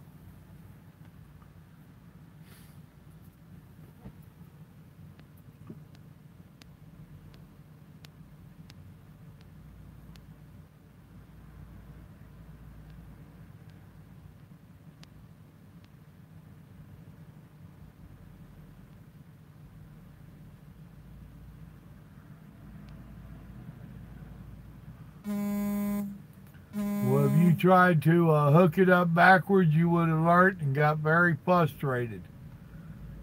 Been there and done that. Now, also, Stone, it's a stupid problem that a lot of rookies have ran into, is hooking their hoses up backwards and then the brakes don't release. So not all trailer or glad hands are like you're talking about. So if you ever go hooking up to a trailer and it does not release the trailer's brakes, don't automatically call maintenance. Go back there and switch them two hoses around and see if that'll help. And yes, I know a lot of drivers that has happened to. And no, they're not all marked red and blue.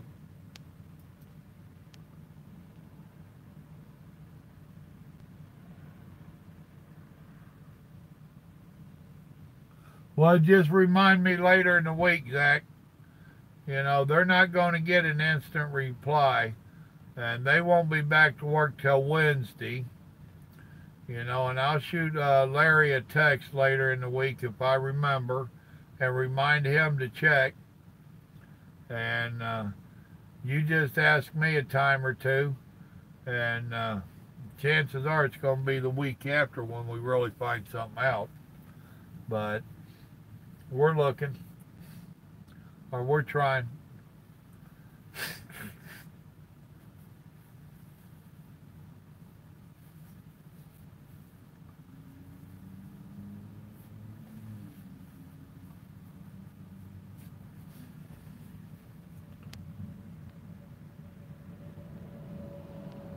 Yeah, I wouldn't be running that air back there at the trailer. Ain't no need.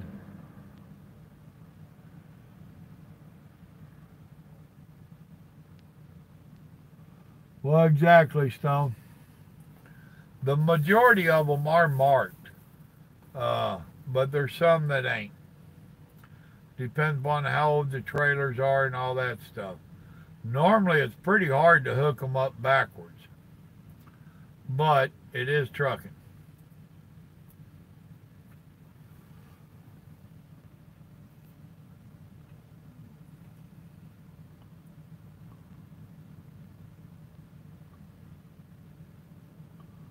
Now, where you at, Zach? Florida?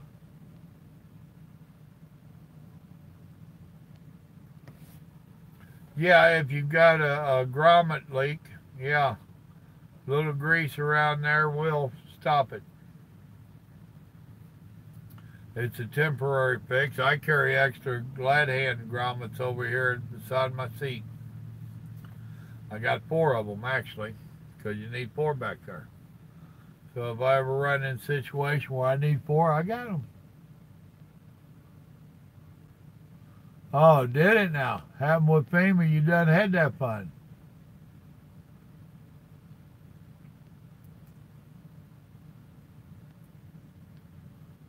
Not a problem, Zach.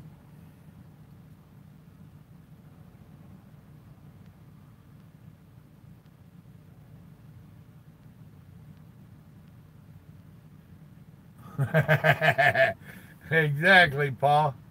I bet Grandma's got it 72 or 74 in our house. And she was just telling me about the electric bill, how crazy it got the last month. Baby, I'm not home. No.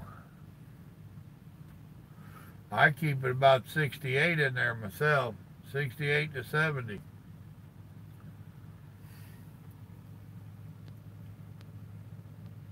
Apple Springs. I ain't sure where that is. Right down the road from me, huh? Well, I'm going to be up for a minute. Come on. Oh, you're down by my house. Somebody said they was about 10 minutes from me a while ago.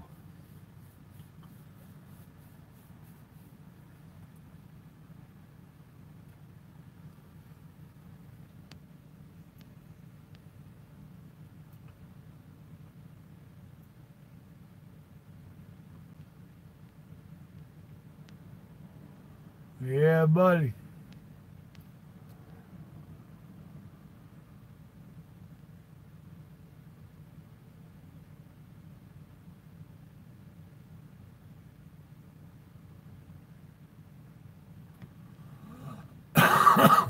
That's about what ours was up there around the 250 mark. And that's about $100 more than it normally is.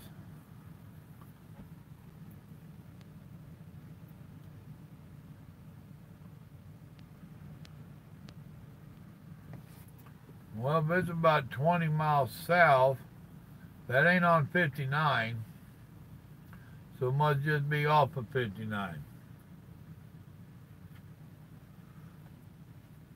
I'll be rolling through there early in the morning.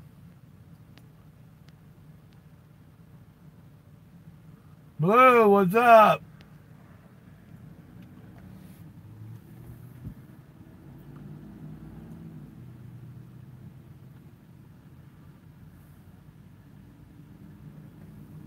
I don't know if I want you to come over here with my company. You might be trying to get my freight to go home.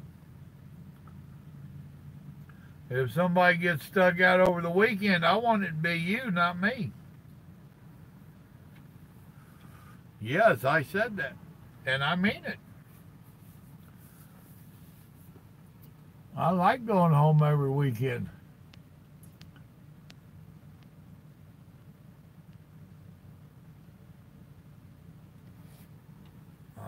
1 hour and 50 minutes live feed. What was you doing the live feed about, Blue? I don't share well at all, Stone.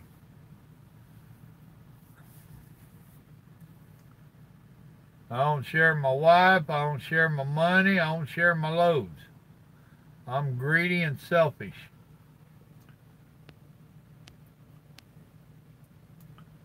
Ah, okay. And you told them you had to get off to come over here.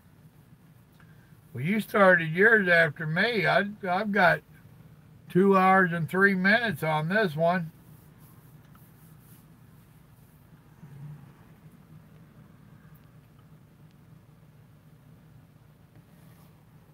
You gonna buy me a W9, Stone?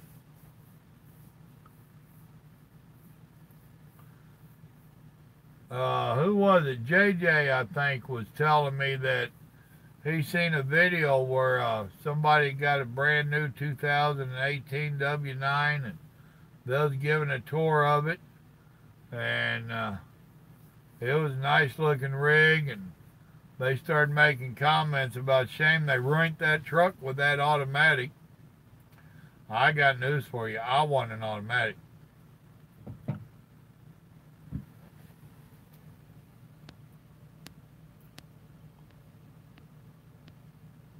You're right, Zach. They are pricey.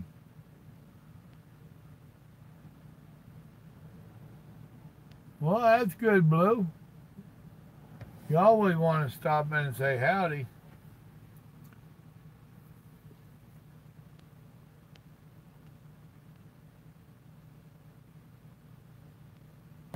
Yeah.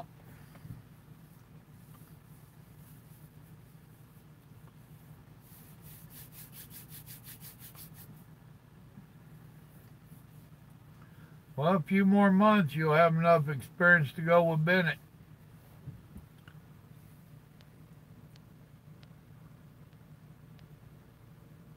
Oh, yeah, he's young and single, and yeah, he'll be living in it.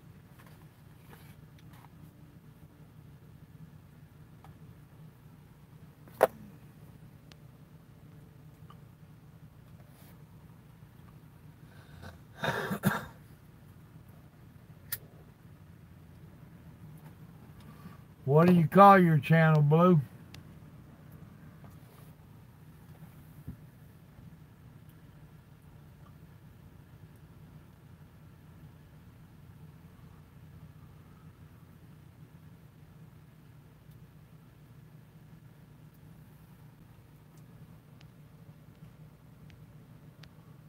Well, that's a good name for it, I reckon.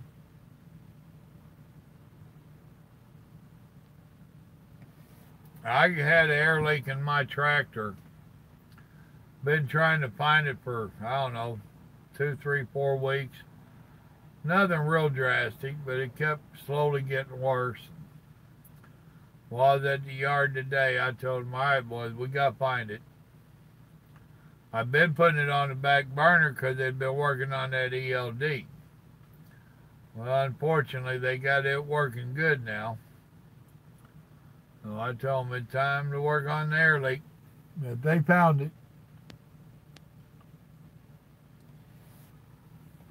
No, mine was bottom of an airbag. The way your airbag's set down, you got a metal washer, for lack of better terminology. And once in a while, you'll get a little bit of rocks or whatever that go up underneath them, and they'll sit there, rub on that airbag, and they'll make a little bitty pinhole leak. Just enough to be a pain in the butt, and that's what mine was. And it had gotten worse here the last week. Well, it had 2 of them little pinholes up underneath it. And the only way they can find it, because the boy had sprayed everything down. I mean, you talk about it, he sprayed it with soap water. Couldn't find it. So he undid my leveling valve, and he jacked it up where it put extra air in them airbags and picked them up real good. And he sprayed down the airbags again. And that's when he found it. So one of them hidden leaks.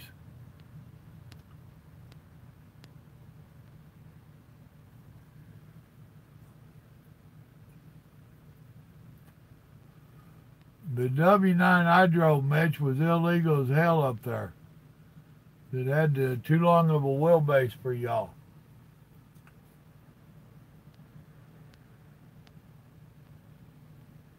Yeah, I've had those go out too. The sleeper airbags.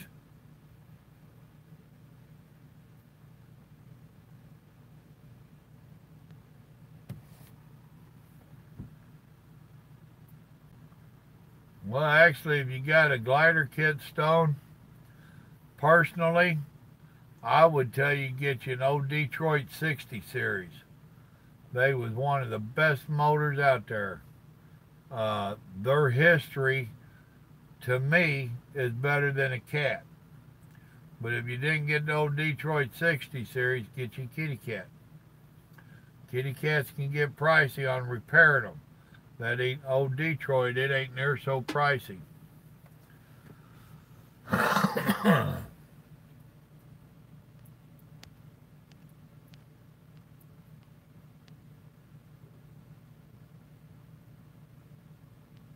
Yeah, you can get a California legal. And see, part of the deal is with the reason they get them glider kits and old motors is to get away from a lot of this ELD stuff and the pollution stuff. So it's going to matter what year of the 60 you get or what motor, what year of the motor you get, period. So you'd have to do a little bit of homework there. But yeah, you get an old 60 series and you can cut out this DEF nonsense. You can cut out the ELD nonsense. And yes, you can still make it California compliant.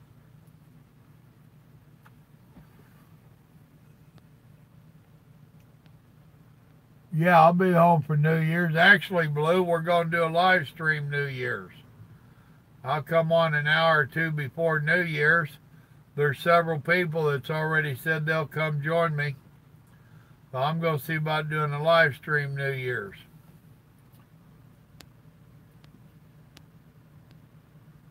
Well, I found him a real nice old Peterbilt. I forget how big the sleeper was. You had a different zip code back there than you had in the front. It was that damn big. I told him he needed to go ahead and buy that rascal, see if he couldn't steal it, use it for an apartment while he's still getting his experience over there, stashing away some money because he wants to go into oversize. That truck would be ideal for oversize. And here he has a house. You know, it's got the shower, the bathroom, it had it all.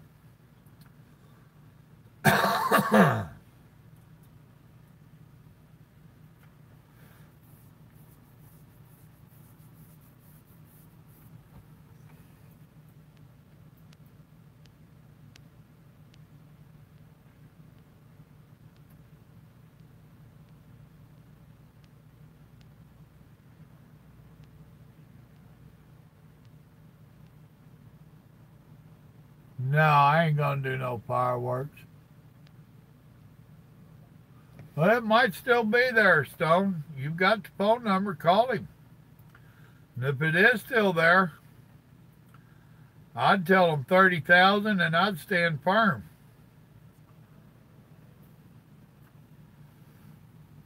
They was motivated to sell it when that other guy we know was talking to them.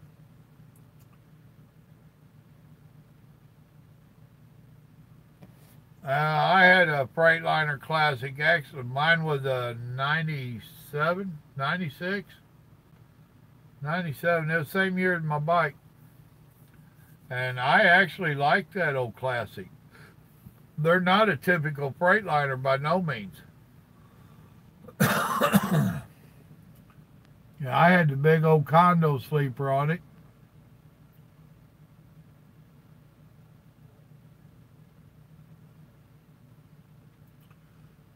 Zach, before you go buying a truck, go back into my playlist. Watch a lot of them videos. Watch a lot of them and listen to them. I don't talk trash to you. I tell you the truth. You need a big bankroll.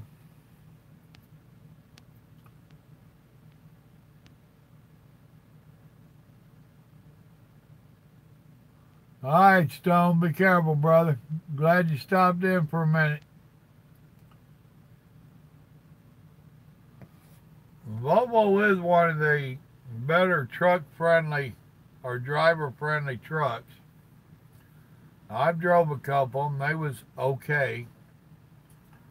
But that ain't what I would want to buy. But that's my taste.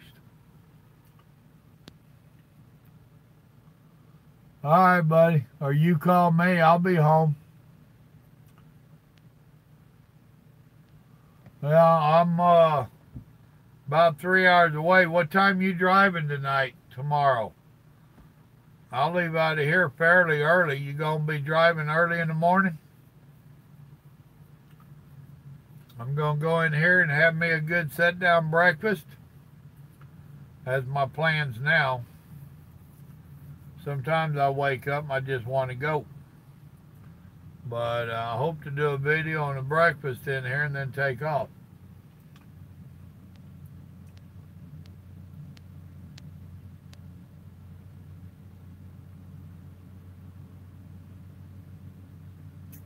Yeah, but what is that going to cost him to get it back to the States? That tariff pay and all that shit.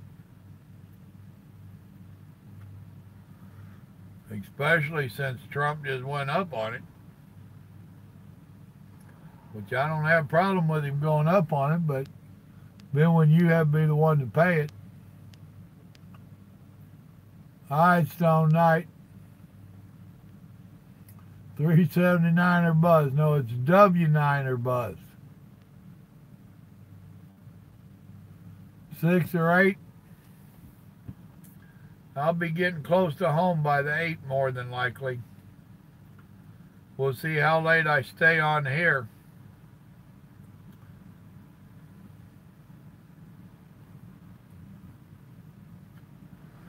But I'll give you a call when I'm rolling. So if you're in bed, don't answer.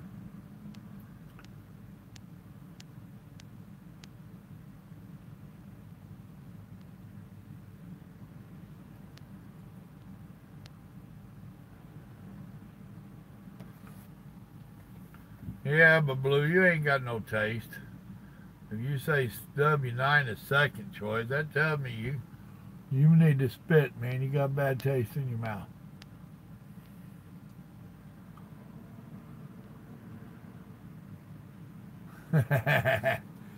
Slow down and calm down, Zach. You got to do it right. No, I haven't, but probably around 10 o'clock.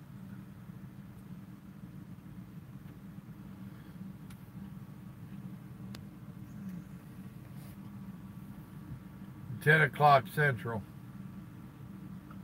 Probably. That's what I'll shoot for.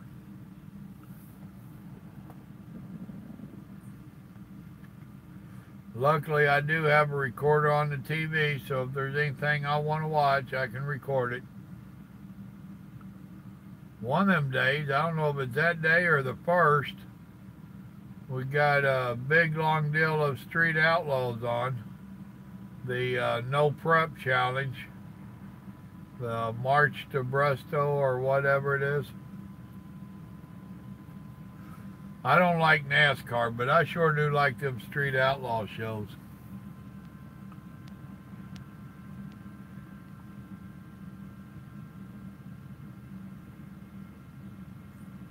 Yeah, that's exactly what I'm saying, Blue.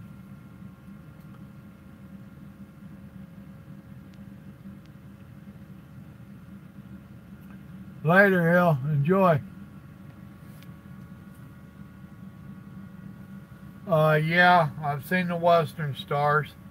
They're a very heavy truck.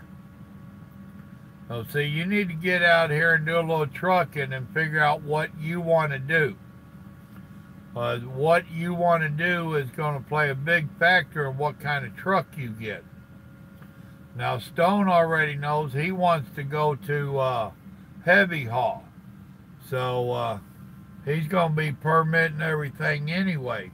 So the truck that I was telling him about, and or the truck he's going to try to set up, he can do that and go a little heavier on the truck because he already knows he's going to be overweight more than likely, or over length, you know. If you're just wanting to haul regular commodities, regular freight, you're going to have to get a real lightweight truck. And a Star car is not a real lightweight truck. A 379 is not a real light truck. A W9 is not a real light truck. The Internationals that's got the pointed hood on them, I like those. They look good. That's not a light truck. So you've got to get out here and get a feel for different parts of the trucking and decide what you want to do before you can pick out a truck. And once again, that's my opinion. What's up, Sandra? It's a little early, but Happy New Year's to you.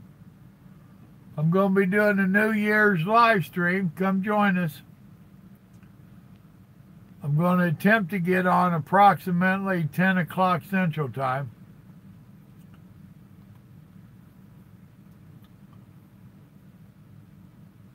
Yeah, I hear you, Paul.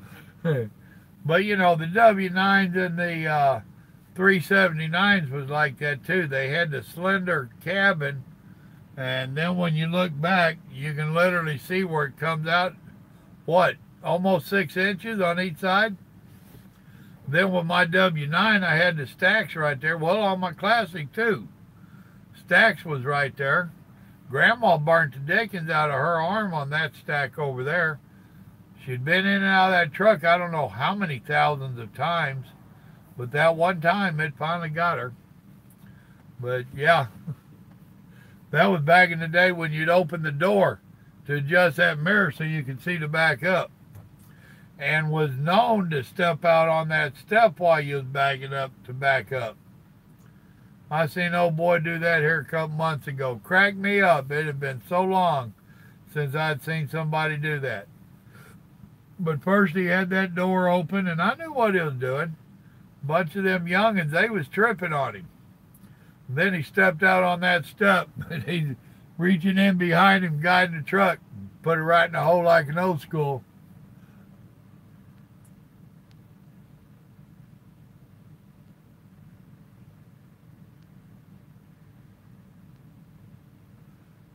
HD Red, what's up? Oh, I hear you, Sandra. I was just pulling your chain.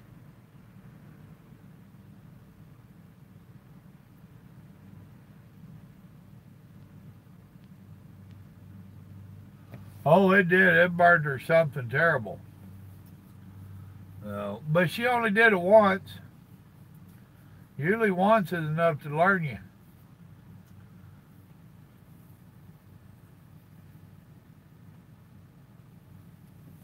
Oh, me, oh my. Y'all see how long we've been on? Dad gum.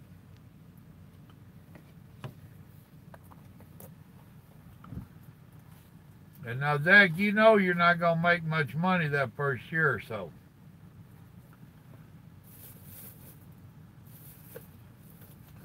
Just understand that.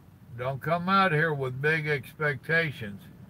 I had someone here a few weeks back, thought they was going to get into trucking, and in 5 years, I think they had their time limit set. They thought they'd make enough money to buy 2 condominiums. Then they was going to quit trucking, live in one, rent one out, and go do some kind of specialty police work.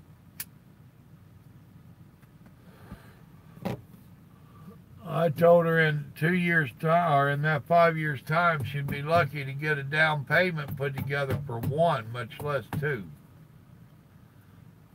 I haven't seen her back on here. I guess I didn't give her the answer she wanted.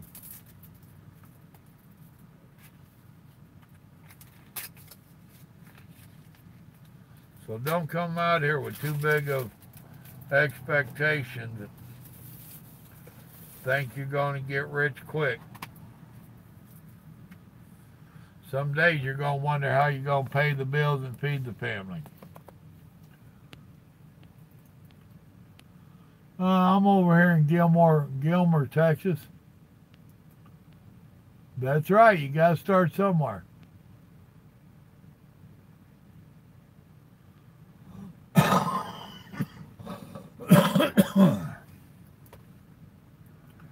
Well, it's a life-changing decision there, Sandra. There's a whole different lifestyle out here.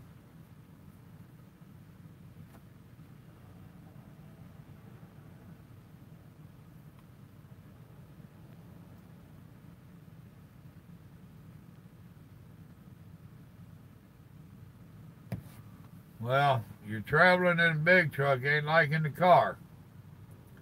You don't have time to stop and look and sightsee.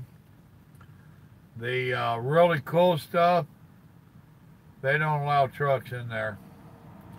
So all your sightseeing's from the highway at 60 to 70 mile an hour, depends on whose truck you're driving.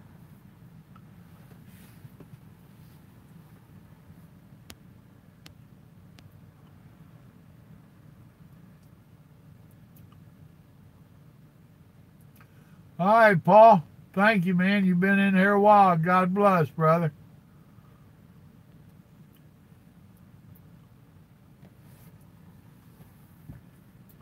My dad, he retired out of a truck. And he went and bought him a dually pickup, a Dodge.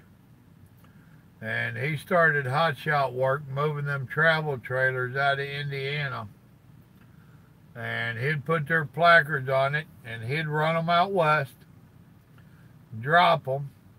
Then he had to work his way back.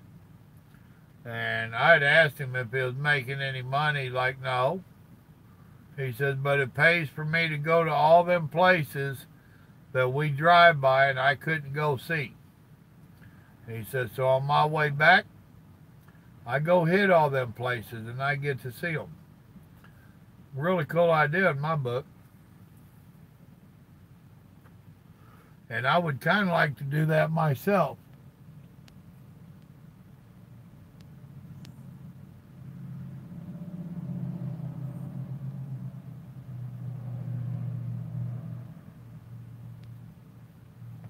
I don't know. Depends upon the load you're on. Sometimes you got to go 2, 3, 4 days without a shower.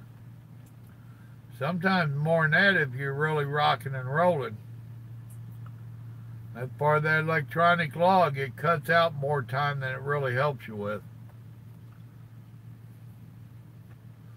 That's where you have to learn time management and trip planning. Oh. Well, we've dropped down to 9 people, 8 people. There went one. We hit that 5 and I'm going to call it quits.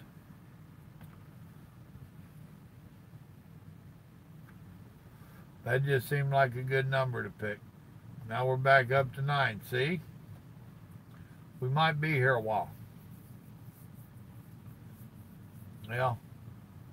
It's 10:30. We might not be here a while. I'm going to have to go to bed for long.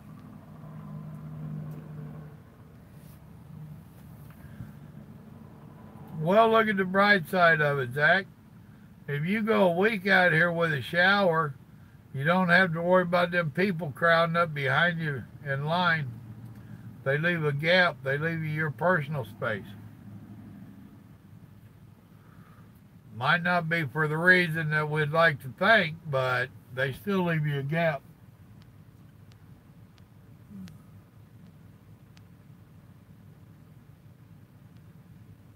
I had 11 hours driving or 14 hours on your clock. When you start your clock and go on duty, you have 14 hours for the day. And in that 14 hours, you cannot drive over 11 hours. The way trucking works, some days you're lucky to even get close to 11 hours. But that 14-hour clock starts ticking regardless what happens. Get delayed at shippers, receivers, accidents, it don't matter. Once that 14-hour clock starts, you can only drive no more than 11 hours. So you just heard, well, I don't know if you was in here or not, but Brandon spent 10.5 hours at his shipper. Well, now he got his 10-hour restart, but if he had spent 8 hours there, that still would have came off his 14 and his 11. So if you take off and drive 2 hours, now you got 9 hours on your drive time and you got 12 hours on your 14, and you spend 6 hours at your shipper. Now you've done burn up 8 hours of your 14. So you'll learn all that.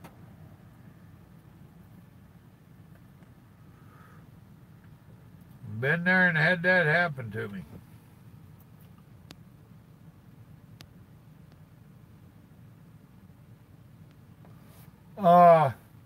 Depends upon what you're doing.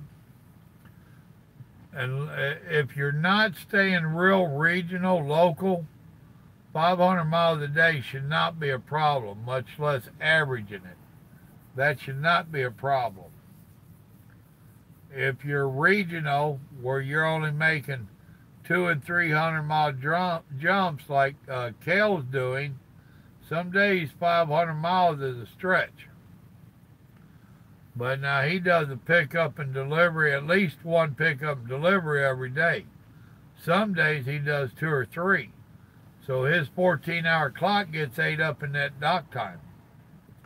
So it's going to all depend upon what you choose to do. And you get on with Swift over there and driving with Swift, that's all good. That got your CDL and it's getting you some experience. Do not think that what you're doing at Swift is typical truck driving, because it is not. You leave a company like Swift and come over here like Big Mike did, and we was just talking today, and he's like, the stuff I have learned in the last 2 years with this company is ridiculous. Nothing like Swift that he left.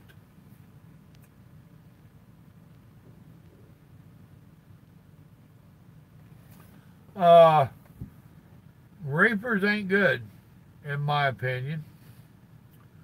There's too many out there competing with the freight for them, and you definitely spend too much time in the docks. If you got a reaper, that means you're going to grocery warehouses. Grocery warehouses are notorious and have a history for tying trucks up for hours. It is not a stretch at all to expect to spend 4 hours at a grocery warehouse getting unloaded. And that's even making your appointment. If you run a half hour late, then they're going to jack with you and tell you, oh, we'll work you in.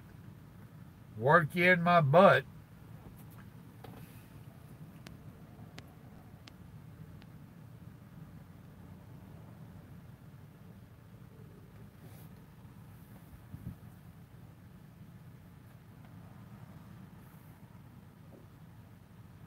But Swift has several divisions, dude. I would go in the dry box division is what I would try for, dry van. And do that for however long you have to until they allow you to move. I would, Ben, you're totally new, I would go try the reefers just so you can see firsthand and personally how that works. Do your 2, 3, 4, 6 months, whatever in the reefers, and you might like it. You know, it might be something you like. But they also have a flatbed division. I'd see about getting into the flatbed. You might as well take advantage of that company that's going to be ripping you off and get a little taste for all of the divisions that you can in there. What the heck? That way when you go to leave them, at least you've got a clue about the 3 of them.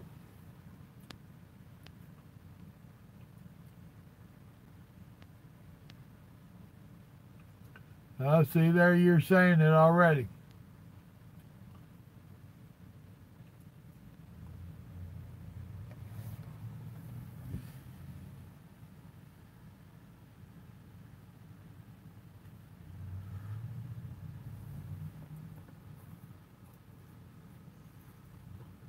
Well, folks, I'm about ready to get off of here. It started going back up on that count, so my saying 5 ain't going to work.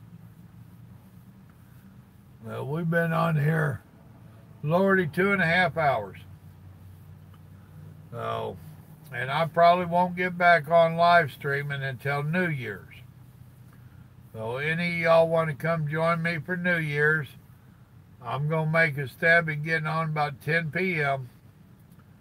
And stay on and bring in the New Year's.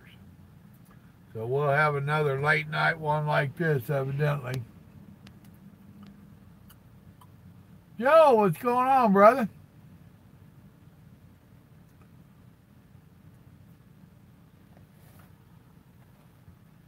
Where are you at, Joe? Hopefully not in jail. I hate it when people tell me they're in jail.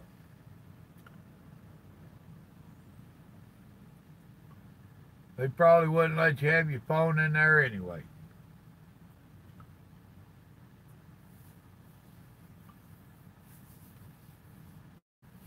Oh, goodness.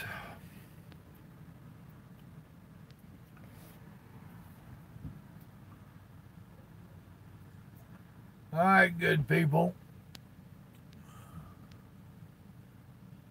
Hot Springs, California. Boy, I got a lot of California folks came in tonight. Well, I'm sorry I'm leaving as soon as you got on, man, but we've been on here over 2.5 hours. I can hear my bed calling me. So I'm going to call it a night. See what I can do for in the morning. Get home and smack that old woman around. Maybe I'll let her smack me around this time. Either way, it's going to be fun. Appreciate y'all stopping in and visiting. Remember, the good Lord loves you. So do I. Y'all have a blessed evening now. Good night.